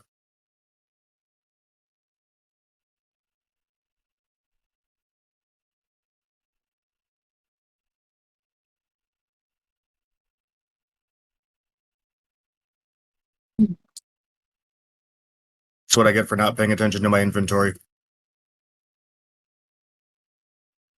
All right, I'm back. Cool. So I don't know. So just letting you know right now, after looking at Jackson's inventory, he had a ring of invisible that I just kind of forgot about. Oh. Right. Okay. I thought one of them kind of went away. Yeah, it wasn't. I think that's what it was. Is he got the ring and gave the displacer cloak to somebody else? Because like I already have the ring of invisibility, so let me give the displacer cloak. Yeah. Okay. Well then, so we need to put the cloak on. Peppermint already has a cloak, right? Yes. I mean, I can give the cloak to Dentry so that he's harder to see. Yeah. No, we want him to be. I guess we want him to be seen once he's seen. Well, no. If he puts the cloak up, it's magic. If his cloak, if the hood is down, it's not doing that. I think that's even in the description. You know what I mean? Okay, so I have to like choose to be hidden. So like they're like, "Hey, we're hiding now." Like, fine, I guess I'll hide. Okay. It's under the. I thought there was a handout of the elven cloak. Oh, you want the elven? Yeah. Why do I have cloak and boons? It is Let's see. right here. You know, I'm so dumb. I'm so sorry about this. I remember having the displacer cloak on Dentry forever ago, and I remember taking it off for like one fight, and I think I kind of just forgot to put it back on after that. That's very possible. I have him having a displacer cloak. Didn't you decide to not use it because you were going with, night? Oh, right, yeah, because it wasn't honorable or something like that. Like, that's not honorable. So maybe I did give it to somebody else, because I think we have two of them in the party. You do. Okay, so who else? Who has a displacer cloak? Foreman has one. And Peppermint? Yep. Peppermint's got the elven cloak. Yeah. Oh. Yeah, there was another one, and I don't remember who has it. There was another one. It's not. I don't know. Is it Jackson? No, I mean, I think it was Dentry, and maybe he took it off because it was, maybe he just wasn't. Somebody needs to take it then, or I put it back on him. Up to you. Remember, I was fighting the leader of somebody, and I took it off for that battle. Right. And I was like, oh, well, I'm a knight. I shouldn't be like, but I feel like it's like armor, but different. So I'll keep it on then, and I'll keep the invisibility cloak with, okay. That works. So okay, so who wants the elven cloak then? Because I do have a displacer cloak.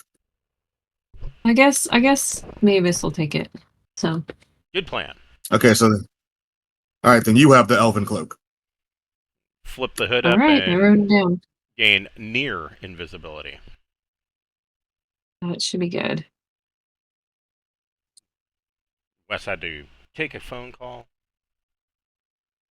Okay, I'm gonna look for snacks then.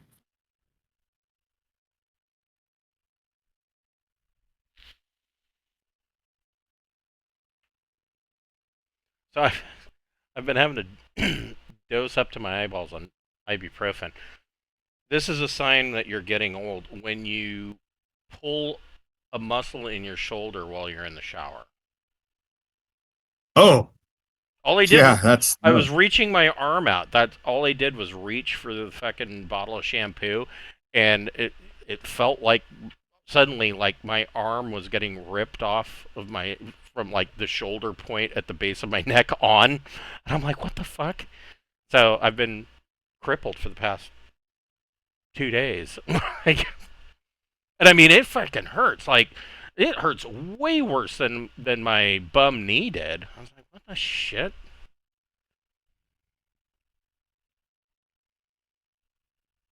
Cameron, would Oh, she stepped away. Oh, Cameron. Okay. When she comes back, I am going to ask if she wants that the pigments of sovereign creation. Hmm. So I feel like that's something her character would use far more than Dentry, who has it. Yeah. It's like, why do I have this? Yeah. Drawing stick figures.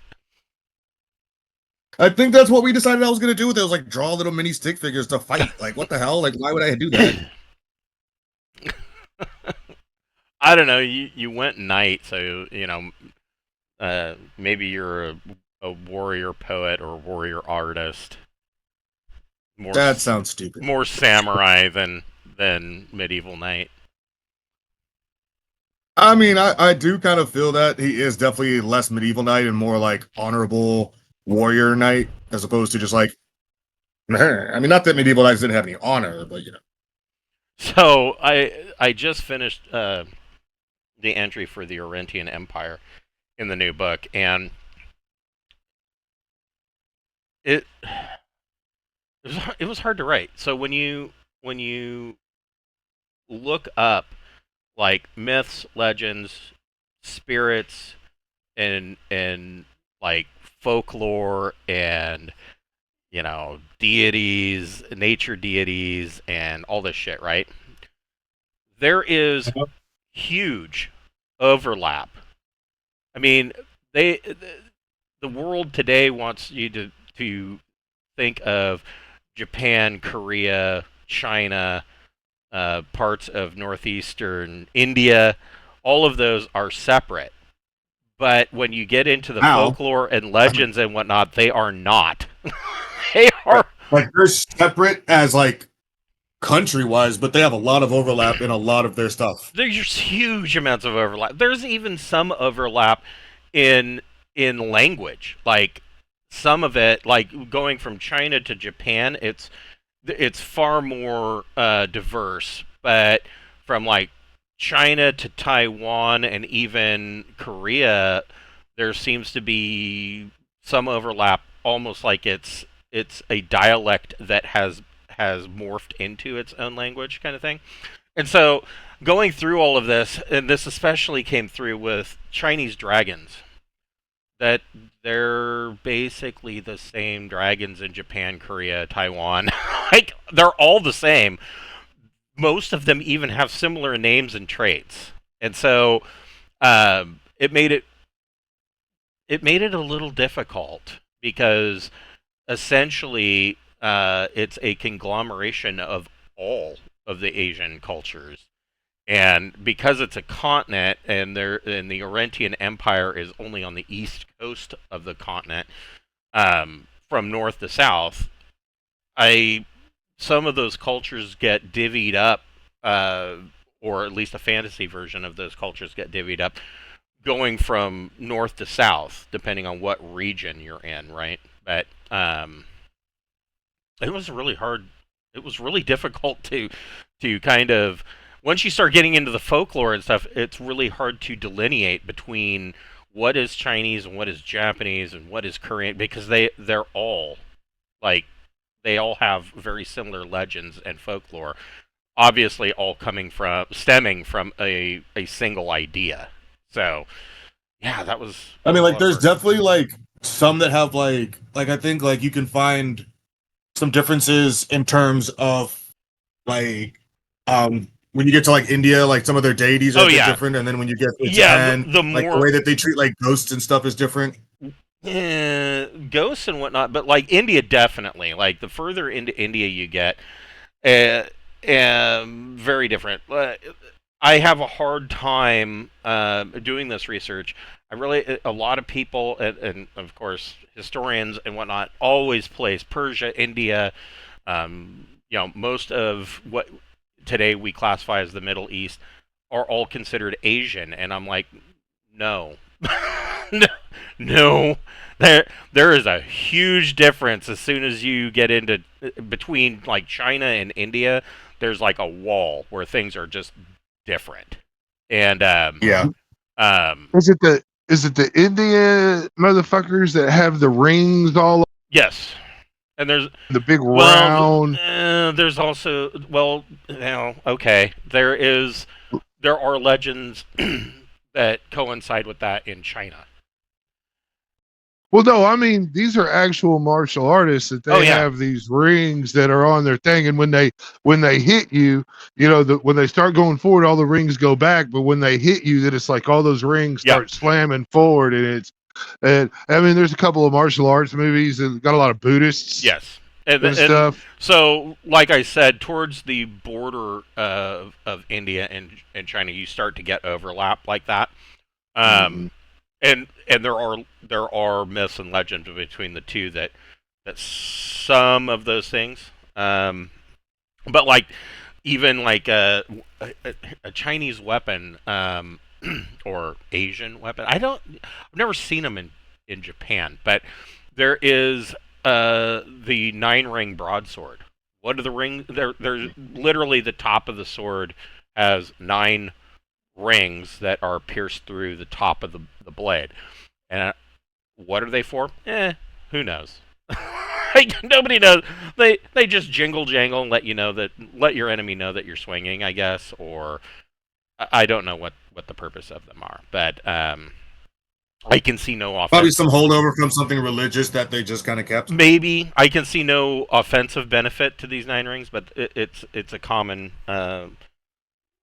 trope. But yeah, that's an example. I think you see it sometimes in India as well. But like the legends and myths, like you might find one in Korea and be like, oh well, that it's named differently, but all of the traits are exactly the same as this myth and legendary creature that I found in China, and it's all very. It was a bit of work to research most of this, but. Goodness, there's this book that I read, and it's like all about the spirits that are in Japan, and there's like shit tons of them, but they were very unique to Japan because it happened during that whole period of time where Japan closed itself off from the rest of the world. Right. And so those are very unique to Japan. And it's like some of them are like, okay, well, why does that exist? Why is there a ghost woman who sticks her tongue in your ear and now you have a kid? Like, what is it? You have a kid? Right. Yeah. Yeah. The the Chinese take on the vampire, which you guys have already dealt with, that particular the painted skin demon. Oh yeah. They're very weird. I find their version to be. It's kind of like a mix between the Ring and a vampire and a demon all got together and into one. It's very fucked up, but yeah, they have some unique takes, but clearly, and this is one of the things. Vampires are specifically one of the things that I've found is that all across the world, I mean, everywhere, you come into a legend that has vampiric traits, and it's very odd. And they have similar ways of dealing with them. And which makes me think that vampires were real and we actually killed them all. Yeah. Or did we? Maybe they walk among. It's very weird because you find them all over the place. Better at covering their tail. Yeah, you find them everywhere, and inevitably, almost all of those cultures, with the exception of some of the, Nordic cultures, and I mean, there's nothing to say that they don't exist there too, but all of those cultures also had pyramids. Now, I mean, this is starting to sound like some kind of weird ancient aliens conspiracy theory, but I just find it weird that every fucking one of them has some kind of legend and myth about vampires. It's really odd. Anyways. I'm hearing aliens. That's what I'm hearing. Aliens. Aliens. It's the Aryans. Borman, are you opening this secret door? Yeah, I'm trying to see if I can get my boy Entry to come up here and hang out. Sure. So he's not all the way in the back before we open it up. But yes, we'll do. I'm gonna open it up and then look and see if there's that fucking pit or anything right in there. Okay. Let me see where. Oh, right. Does anybody want these pigments of sovereign creation that Dentry is never going to use? What do they do? Pigments? I guess I need to look, huh? It's like a box of paint that lets you draw something. I feel like Borman could totally use this to trick someone. Borman. Oh, yeah, Borman will take it. Set. You do find a trap.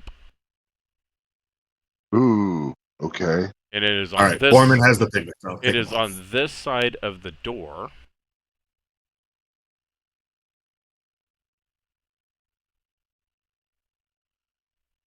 Right here. You find that the ice floor is cleverly disguised, that there are ice spikes that will jut up from the floor. Oh, well,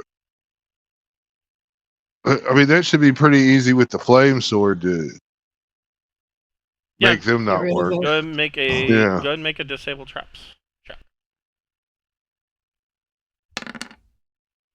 No, give me the damage. There you go.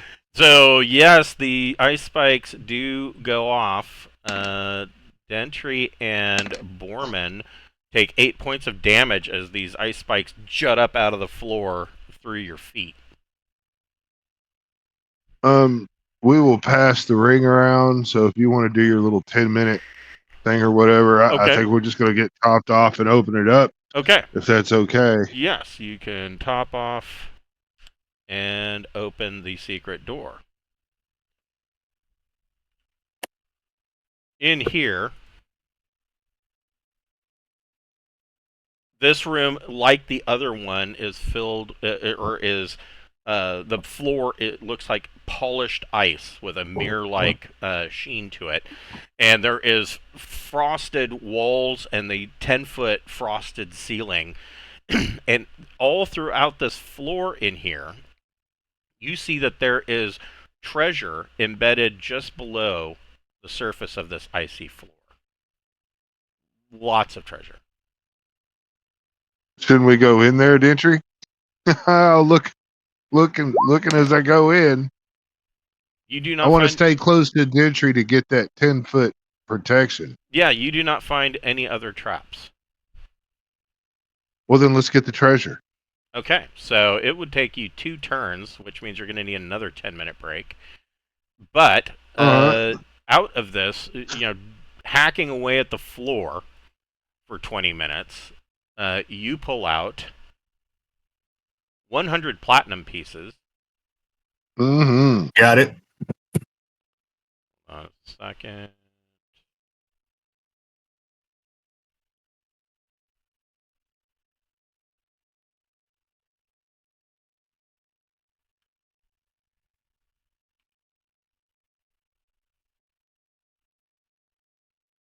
And 500 gold pieces. 500 gold. Whoops.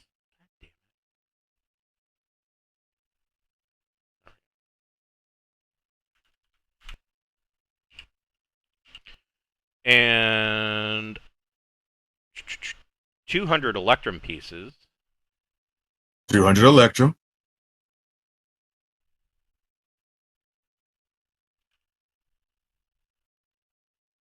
300 silver pieces. 300 silver.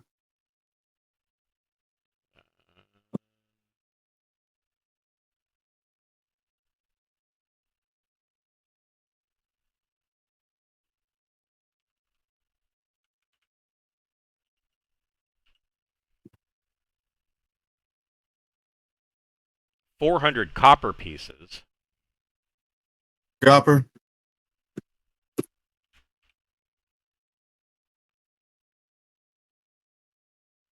And 10 gems worth 50 gold pieces each. That's my bit.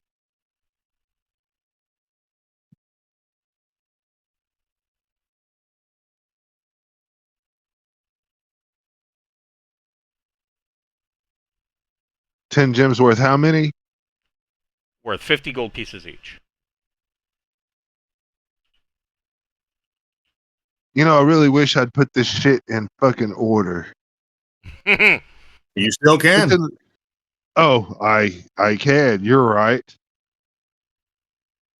While I'm here, Dentry, we played and you weren't around.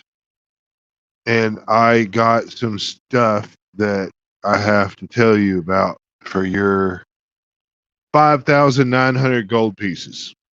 Speaking of, I have to do the same for you, but you said how much? How much gold? 5,900. Oh, okay. That's it. All right. You have 15 50 gold piece gems. Oh, see, I just found them. Okay. And 7 pieces of jewelry worth 600 gold each. Ooh, now that's nice. That's 7 of them, you said? Yep. Got them. Sweet. I'll take them off my sheet. Yeah. Thank you. That's 15, 15, and 16 is 31. I have 731 gems worth 50 gold pieces each. Nice. Dang. You need to go buy something big.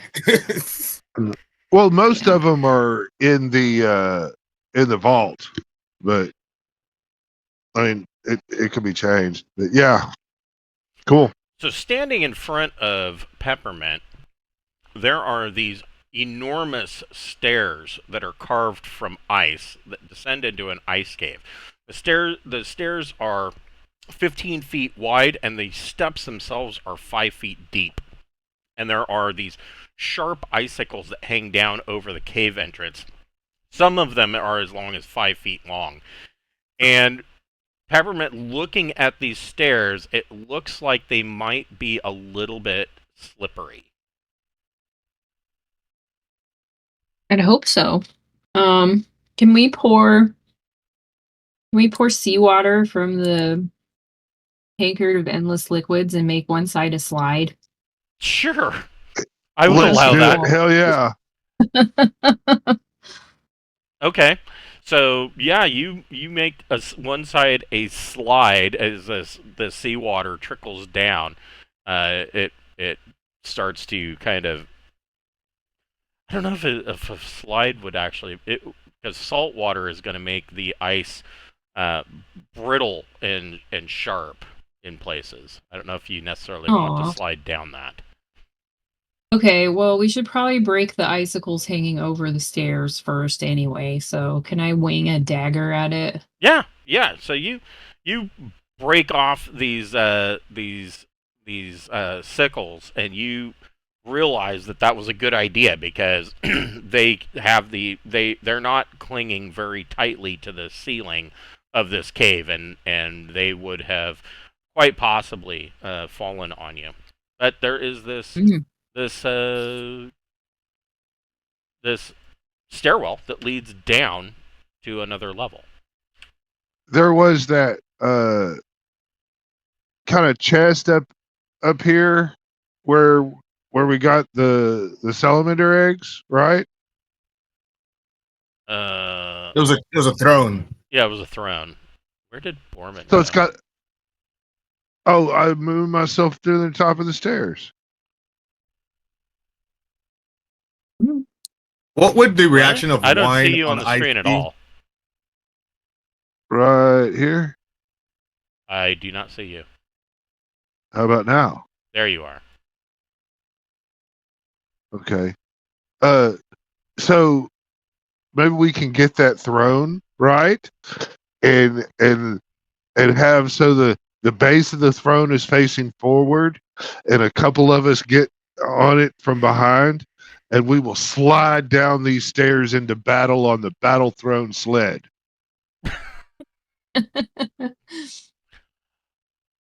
Okay. Are you down, Ditry? We're gonna go. I can have 4 people to go down on a broom, and then the rest can like safety butt scoot down there. Okay. To avoid falling. That's the best I can do. I'm cool with the crazy plan. Yeah, so Ditry and Borman are gonna we're gonna lead the way, and then you guys come after, and we will slide down into glorious victory on our Girls battle. are like too sensible for that sort of thing, but enjoy the rest of you. Well, phase 2 is we tie it to 2 of y'all on brooms. Okay. And y'all pull us. Yeah, pull us around. We'll yell, yeah. Oh, anybody else see 2 of us? Yeah. Does anybody else see 2 of us on this new map? Is gone. Okay, and I'm gone now. Yeah. Yep. Oh yeah, where's your fire elemental? I don't know. Oh, I can bring the fire out.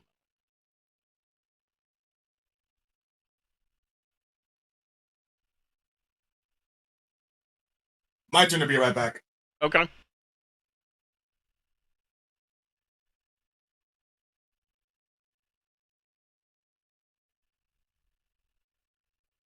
And I guess the throne is like bashed up, or is it still okay?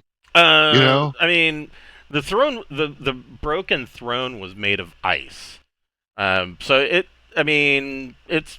so it slides for a while. It slides right? pretty well. And you all get to the bottom of the stairs. We'll wait for Brian to come back here. We should take and melt ice and build a ramp and a little path and see if we can start at the top of the stairs and slide down and ramp over that crack, and if you build an embankment to kind of make us slide, the perfect ride would be from the top of the stairs down over the crack and then hit like an embankment that will steer you underneath that arch tunnel. Wow. Yes, who's back? Okay, so Dentry and Borman both need to roll a dexterity ability check. I got it on the dot. Yeah, we did it. So Borman got it? I have an 18 dex. Nice. So you are stopped here by this pile of rubble. You notice that there are blocks of icy rubble all around here. There are sharp, jagged icicles that are coming out of the walls in places, but you don't tumble into a prone position. Both of you are able to fall off and kind of in a kneeling position on your feet. And as you, the rest of you, as you're coming down, you notice that the lower sections of this large staircase that goes down to the next level of the tomb, that the ice looks a little bit less slippery. It's covered in a thin layer of rimy frost, and you can see that there is a open chamber to the south. Let me see what you can see in there.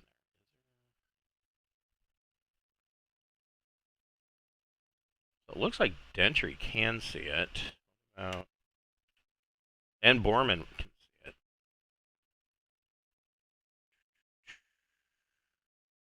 I guess we're just gonna, continue to head down that way. So Borman and Dentry both see that there is a bluish colored frog or a large toad that is sitting down here, and you can hear the sound of croaking from this thing coming up into this chamber. Not a damn frost toad. Oh wait, I thank goodness for my cube. Otherwise, that'd be really annoying. The last time we had one of those, it did a lot of damage to us just off the cold. Yes. Yeah, we're gonna send that fire elemental in. Yeah. So, are you gonna? I guess. There's that toad right there, right?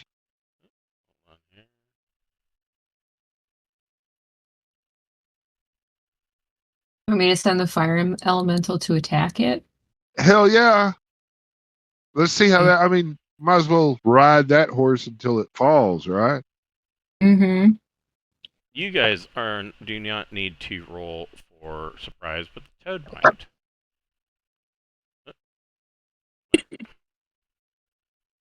Always, every time you put us against a toad, I think of that battle toads. I'm always like, battle toads. Yeah. Oh, there's more than one. There's 30 frost toads down there. It's like ones and twos aren't surprised? Is that the way it works? Yeah, you guys don't have to roll for it. The frost toad is not surprised. Everybody can roll initiative. All right. Cool. Oh, shit. You got to put us on the turn order. Oh, right. Yeah. Sorry. Here.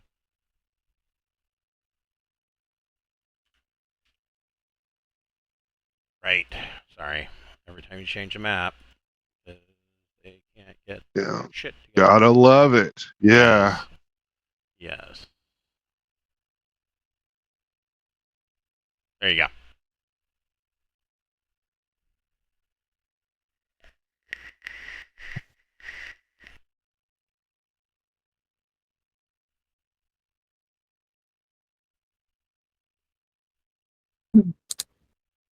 Okay. I'm in. So coming into this room, Borman, you can see that there are a number of passages that lead off, and notably this one right here, you see that it is sealed.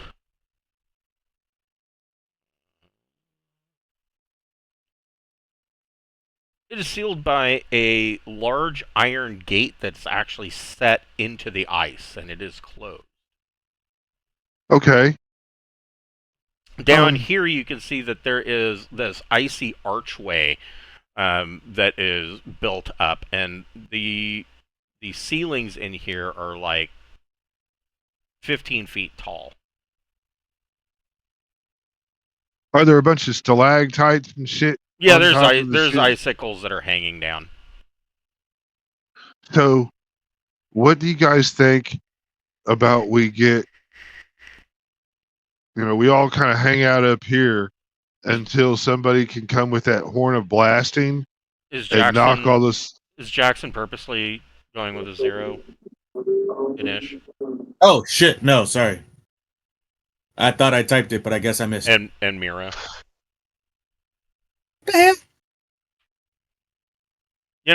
We can shorten this.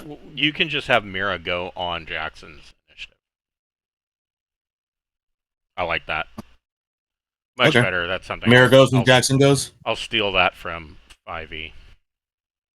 Yeah.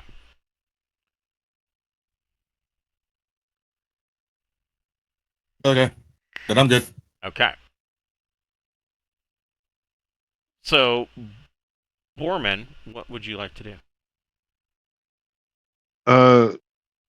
Borman is going to shoot with his longbow at the frost toad. Okay. Well, no, I'm going to throw an axe. I'm sorry. Sure. Because I want to still have my shield. Yes.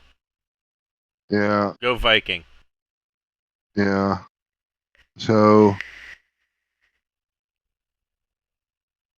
1, 2, 3, 4, 5, 6, 7.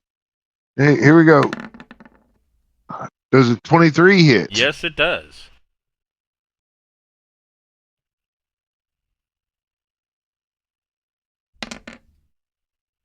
$11 points of damage. Ouch. The axe returns. Yes, and the axe flips back into your hand. The frost toad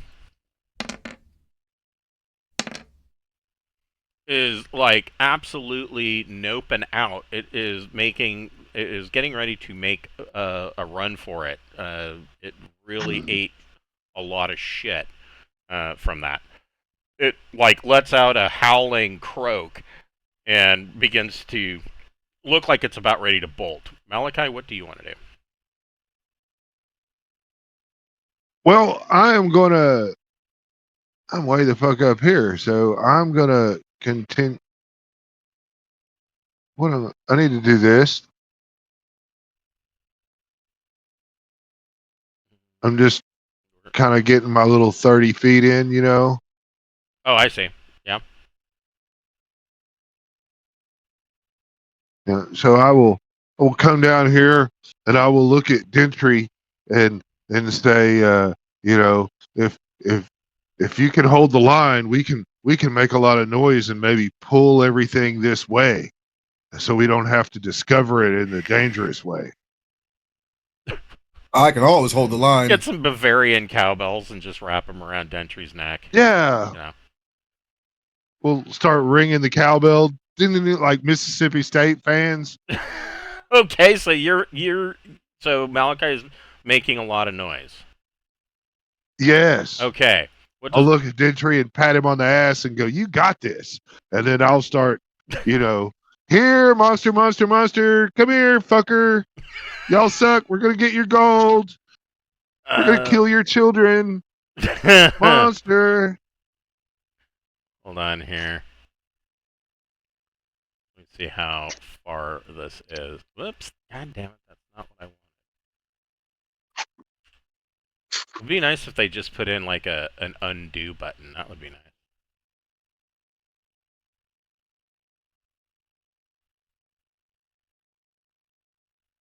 Well. Holy shit. Okay. So you start making noise. And let me see how far these guys can get. That is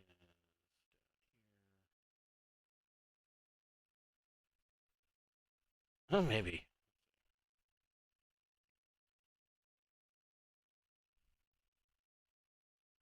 Oh,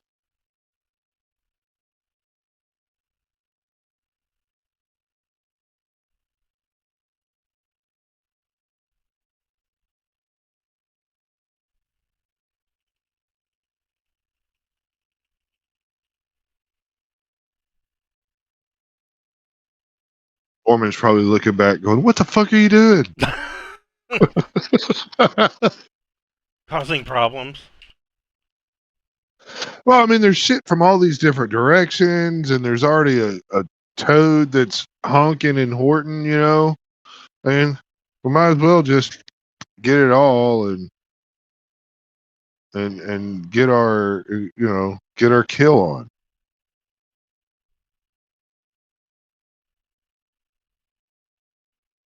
Uh.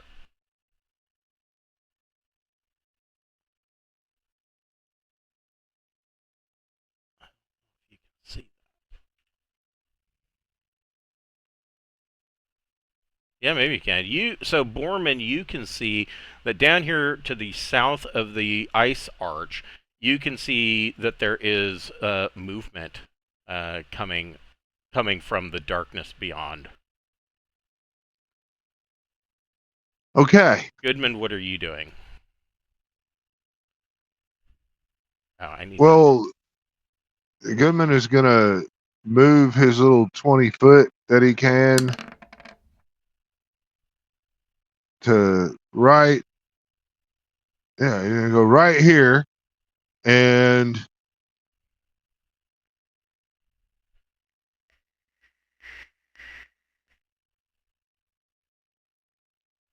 all right.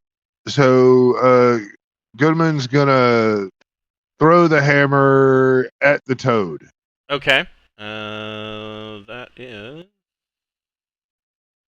Whoops. I got 60 foot range Right. with the hammer. Yeah. Yeah, it puts you 30 feet. Puts you square in mid range. So it's +0.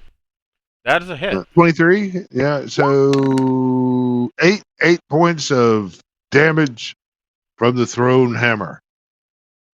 Okay. So it doesn't clang. It kind of sploot into this frost toad and swings back into Goodman's hand. Alora, what would you like to do? I'm gonna have that fire elemental attack the frost toad. Okay. Does an 11 hit? It does not. So Damn it. the frost Okay. toad is nimble enough that it dodges the smash from the fire elemental. Mavis, or I'm sorry, Alora, did you yourself want to move and do anything? I'm gonna move for sure. I don't know if I need to do anything else. Let me think here. Did you guys want me to use the horn of blasting on that arch? Is that what you were saying? I was saying if you could get out in front of us to shoot the horn of blat to knock all those stalactites down and everything that are in there. It was just an idea. I You came know. in right here. I might be able to do it. Will it reach all the way to that second area? Let's see. Oh, it does It reaches 120 really feet. It's far. fucking yeah. Yeah, That's horn crazy. of blasting. 100 foot long. 100 foot Yeah. long cone. Yeah. I'll do that if I can. Hell yeah. Once per turn, once every 10 minutes, so you're good. Yeah. Yeah. Oh shit. And that'll help, call more creatures maybe. So the fire elemental will take damage from that. He'll Okay. be okay. Yeah, But they're gonna be okay.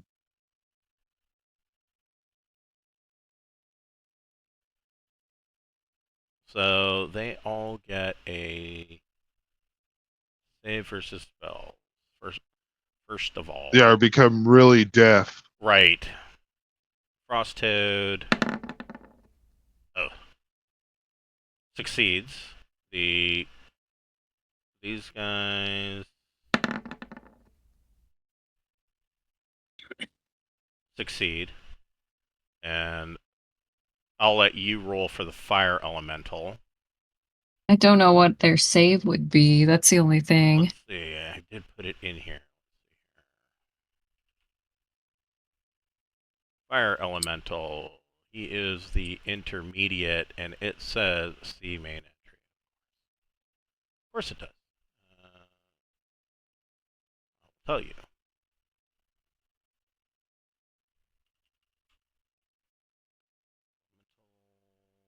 He has intermediate has a spell save of 10 or better.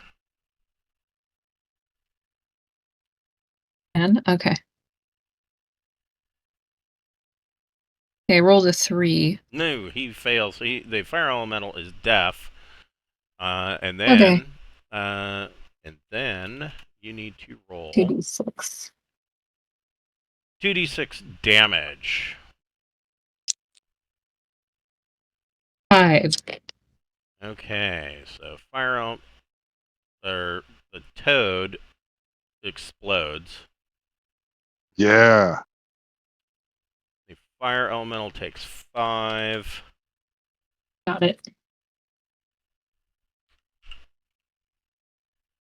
The druid tomb guardians all take a little love too, hopefully. Yes, they all take 5, and you can roll a d6. I hope you make a bunch of shit fall from the ceiling. What'd you get? 6. Okay, so while there is some small stuff that comes down, this arch doesn't crash, and the icicle stalactites on the ceiling do not break off and fall down. But Borman can see that there are these 3 druid tomb guardians that are moving their way up, and they took the horn of blasting to the face. Mavis, what would you like to do? Oh, gotta check something. 20. I need to move up for one thing. Yeah. I might just double move because of not having a great range. Yeah, I can get to the front if I double move. That's about what I can do. Yeah, the movement and encumbrance rules in CNC are so much better. That's going to be quite a bit easier for you guys to actually maneuver and get into combat. Okay.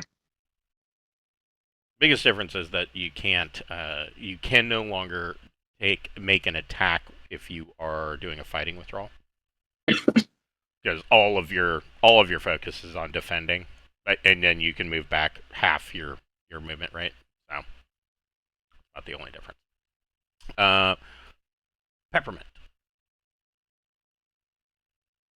Make it about here, and then I don't know if I can see those guys. See, you have. Seems like I should be able to. Yeah, you have dark vision, so yeah. I can see the one on the left at least. Well, do they have light? Yeah, I would say that you would have line of sight on this one. Okay, I'm gonna shoot the longbow at it then. Okay. Just look at my sheet here. Looks like 65 feet. A longbow, I would think that that's going to be... Yeah, you're medium. still in short range. You get a +1 to that attack. Nice. Okay. Man. 7 does not hit. No, it does not. That is a miss. Jackson, what would you like to do? Jackson and Peppermint are not Jackson and Mira. I don't know why it's a Peppermint. That was weird. Jackson and Mira are gonna be like, all right, let's get down in the fray. But we got a distance to cover here. How far is it? Damn. It's a long ways. I can get at least that far with the 2 of us. Well, I mean, Jackson's got more movement than Mira does. Yeah. But even so, without like a full-on run, I wouldn't be able to get there. So no sense in running all the way up to just be like, hi, and just stand there and get hurt. Right. But I can usually crossbow it. That's true, and that puts you 47 feet away. Crossbow. The crossbow it's a crossbow of like range or something, so anything that's not long range is considered short range. That's still, even of her standard crossbow, that's short range, so there's a +1 to the attack. Oh, okay, cool. Then it's a d20 plus 8. Yes. Now that I'm actually doing it correctly.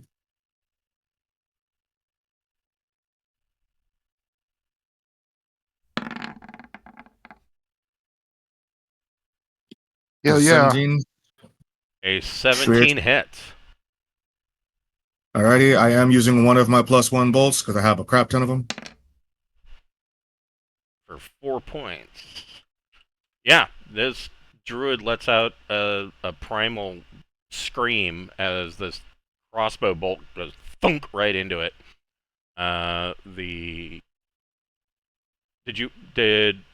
Well, Mira can't engage, so. No, Mira's not doing anything other than preparing in case somebody gets in range. If somebody gets in range before her next turn, she's attacking. So she's kind of hidden in shadows a little. She's like right behind. Oops, sorry. Yeah, she's just like behind me. Like if somebody comes, she going like, you stupid thing. Yeah. Here they come. Druid Guardian. Oh, they're splitting up a little bit. Fuckers, they were grouped together so nice. I changed my mind. This one is... Whoops. This one's not going to move at all. Instead, and I need to look at this.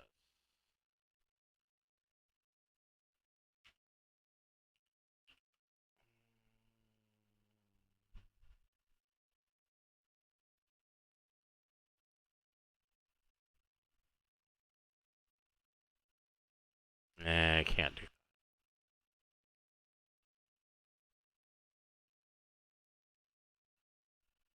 that. No, that won't work.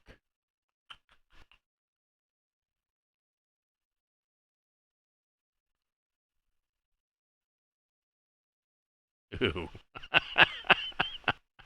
Okay. I know it. I know what they're gonna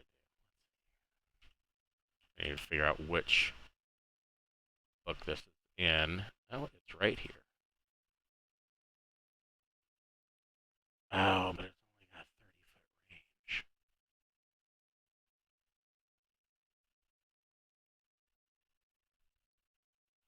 Shit.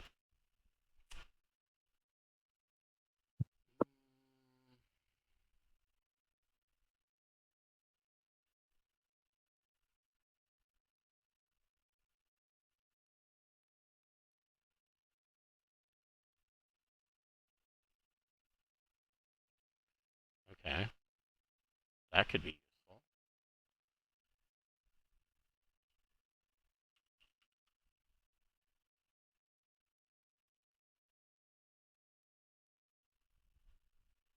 There we go. Yeah, that'll work. Mira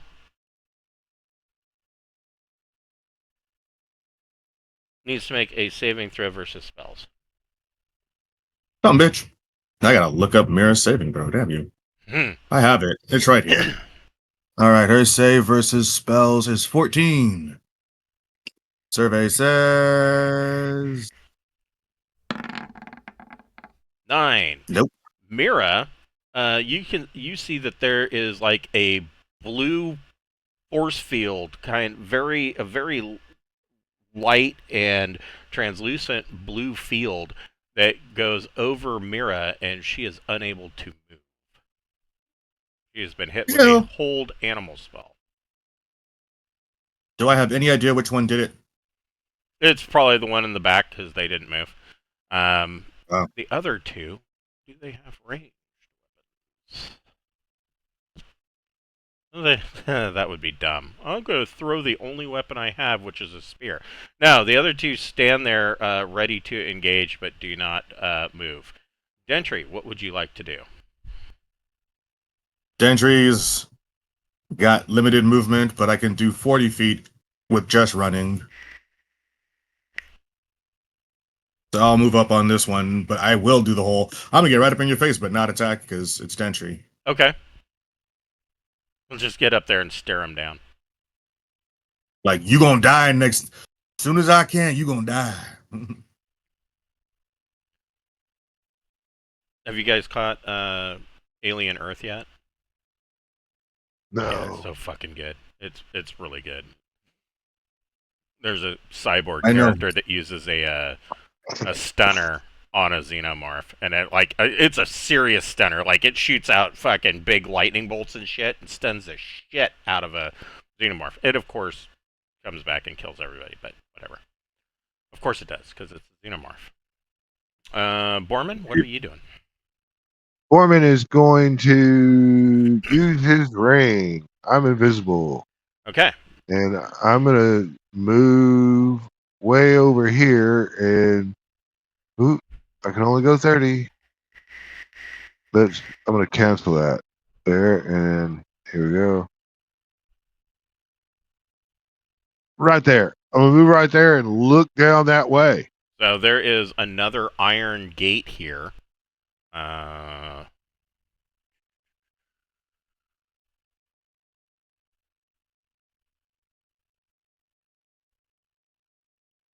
Yes, there is a closed iron gate.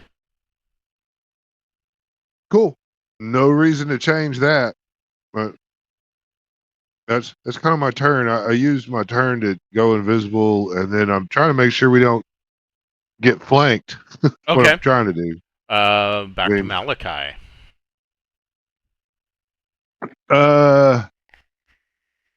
Wow. Okay, let's do this. No, not WoW. OSC.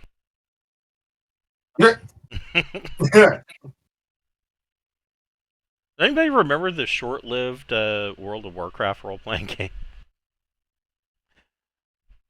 I purposely. Now I avoided looks WoW like, on all purposes. that looks like if I'm right there, it just avoids Dentry. Yeah. Okay, so right there on that spot is everybody needs to make save for spells. Save for half. I'm gonna do Soul Lightning. Okay. Ooh, they might have failed that one. It's the wrong time to do it. Yes, it is. So 27 save for half. Yeah, they've failed. They are gonna eat all of that 27.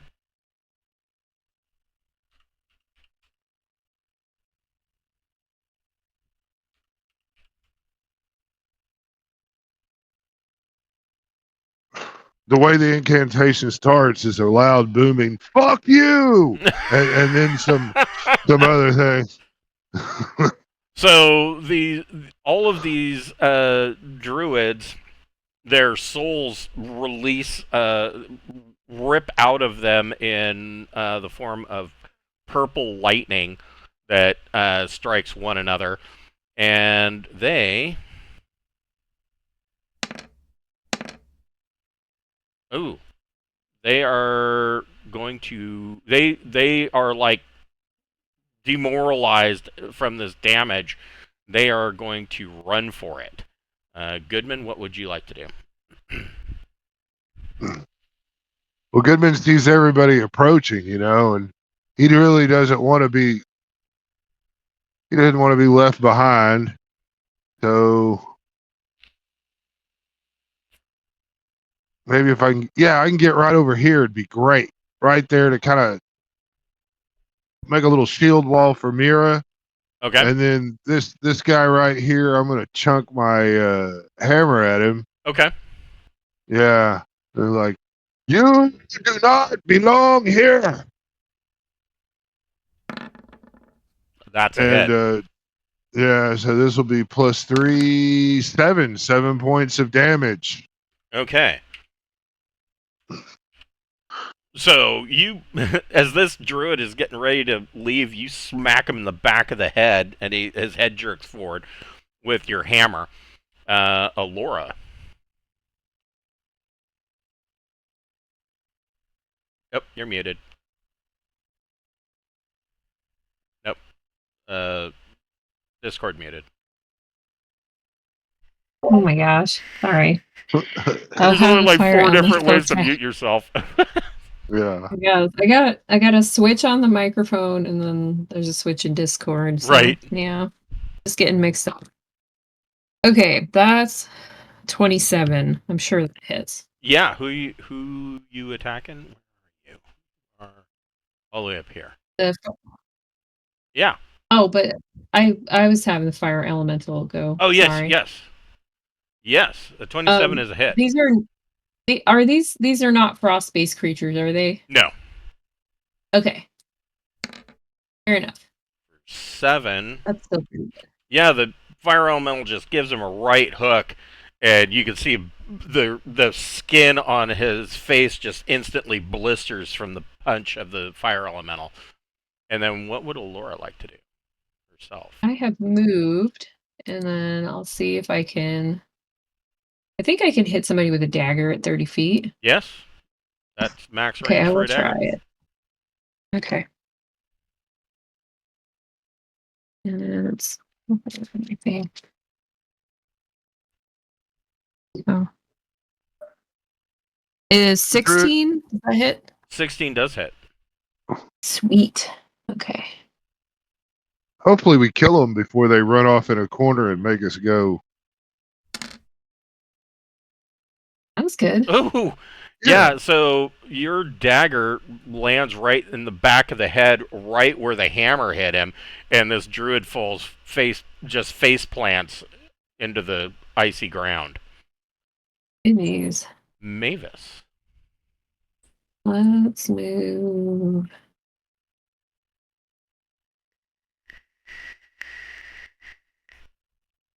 Let's move here. And then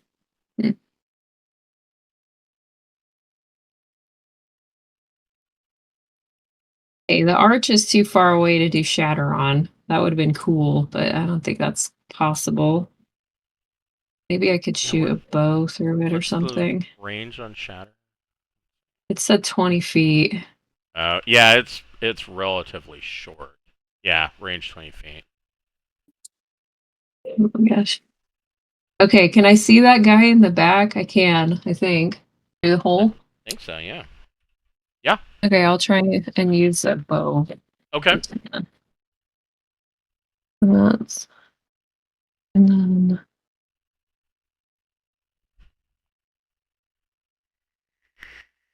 okay.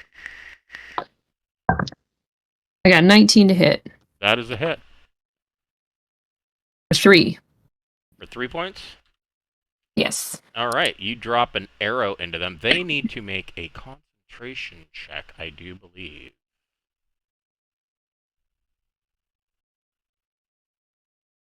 For the hold? Yeah. Yeah.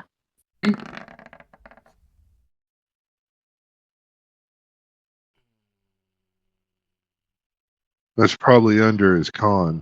Yeah, they make their concentration check. Alrighty. Peppermint. I'll do a similar thing and run up and shoot a bow. Okay. That's 2 plus 2 more. Okay. Soft 20. That's a hit. Okay. Or 5. Oof. This druid's not looking so good. He needs to make another concentration check. Yes, he succeeds. Wow. Or no. No, he does not. He fails. So Mira, the hold on Mira goes down. Okay, good. Yay! And this druid stand there with a couple of arrows sticking out of his chest. Jackson. That's probably a good thing because Jackson was going to bum rush him. Alrighty. Jackson will then take care of this closer one because, well, actually, let's see here. What's the range? It still might be worth it. Okay, yeah, Mira can get to him. Then, yeah, Jackson and Mira both are like, oh, you want to play? You want to play?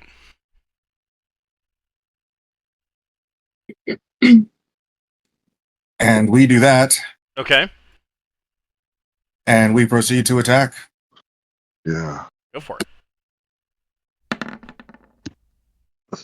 it. Soft 20 Soft hits. 20 for 6 points. And you cut this druid in half. Aww. Mira's like, but I wanted to kill him. Down here,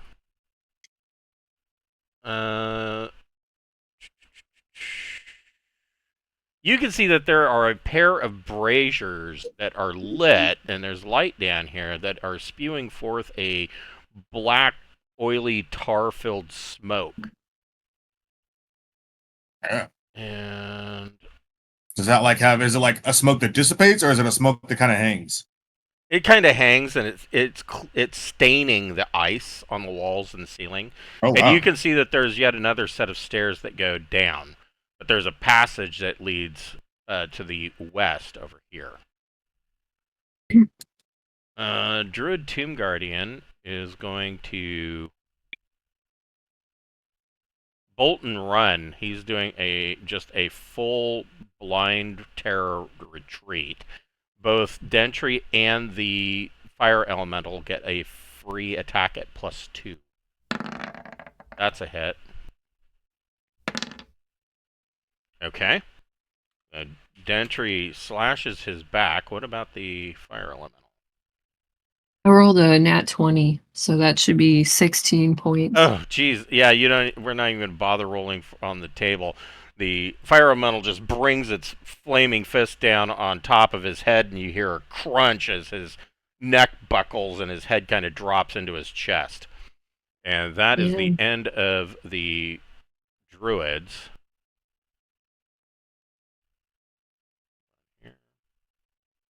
The plan worked out pretty good, I think. Yeah, absolutely. Yeah. Not I don't have the best track record sometimes. I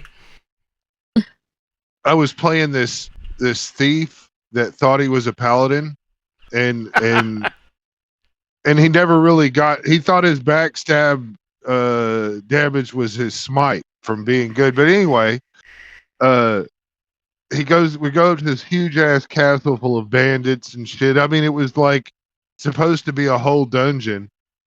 And then I knocked on the fucking front door and said we were coming to kill the bad guys.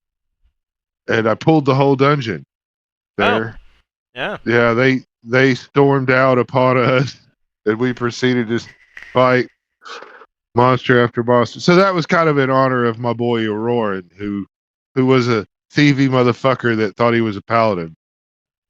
Dentry, you can roll a d6. Nope, don't. Hell yeah. You don't know nothing. Where do you want to go from here? We'll just be setting this up for next week's session.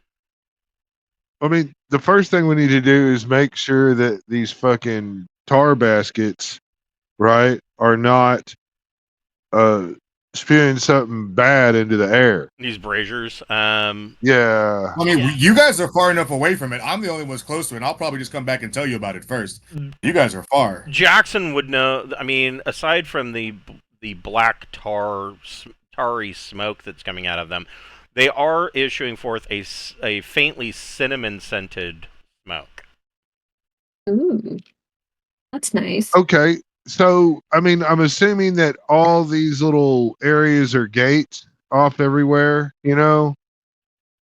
And if that's the case, why don't we take these braziers and pull them up next to one of these gates and let them start melting it out? I mean, if they're burning, even if it's smoldering, it's got to be producing heat. And then when it thaws out, we could see about opening. So the gates, like which one do the gates themselves are iron? A fire elemental.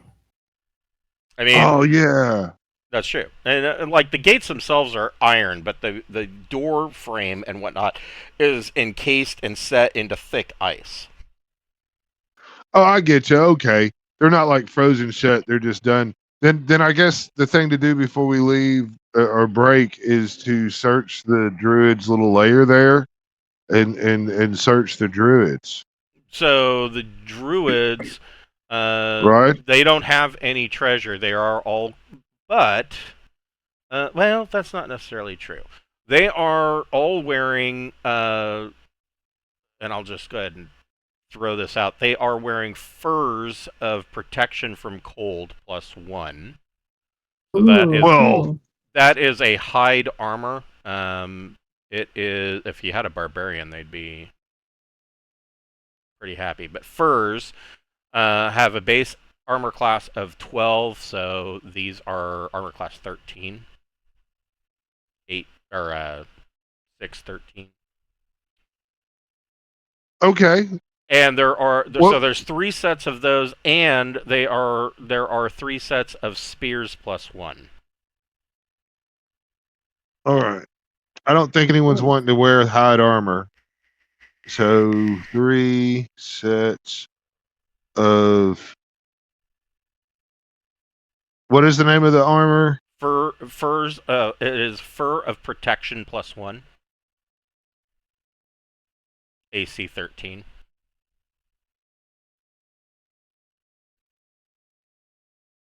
Yeah, I imagine our witch is probably wearing something better than that, right? Or can she wear it? She Furs can't. of protection She from can't cold. wear like Right. anything. So she can't wear Yeah, armor. Oh, Mm-mm. And then anyone there, that wears light armor it would be cool for, but I mean, there's no way that Borman's going to give up sentient armor for this. But if we need to change into it for protection of cold purposes, you see what I'm saying? Yeah. A person might take a big hit. So I've got them in the list, and then I've got 3+1 spears too, just to. Yep.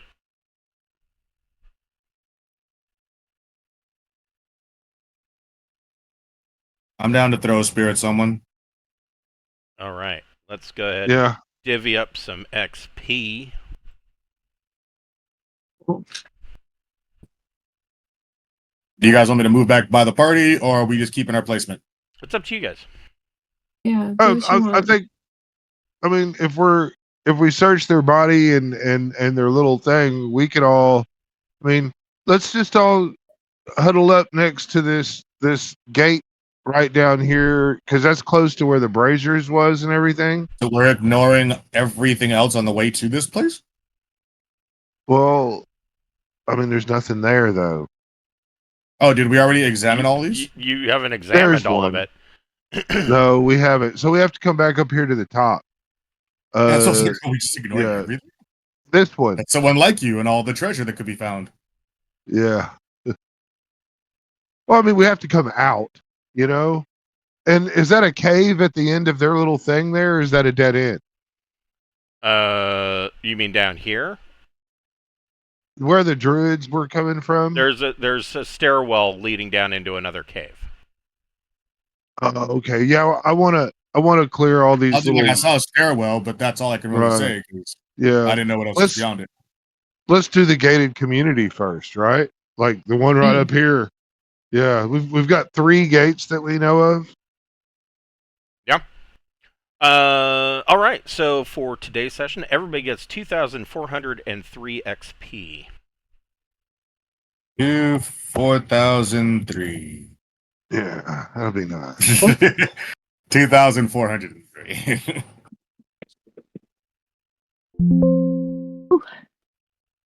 You sure you don't want to make it 24,000? No. Oh, fine. All right. So we will pick this up next week at 12 o'clock on Saturday. Thanks. Right, thanks it was next week, really sir. fun. All right. Have a good one, guys. I'll see you next week. Good rolls, Cameron. Those are great. Yeah.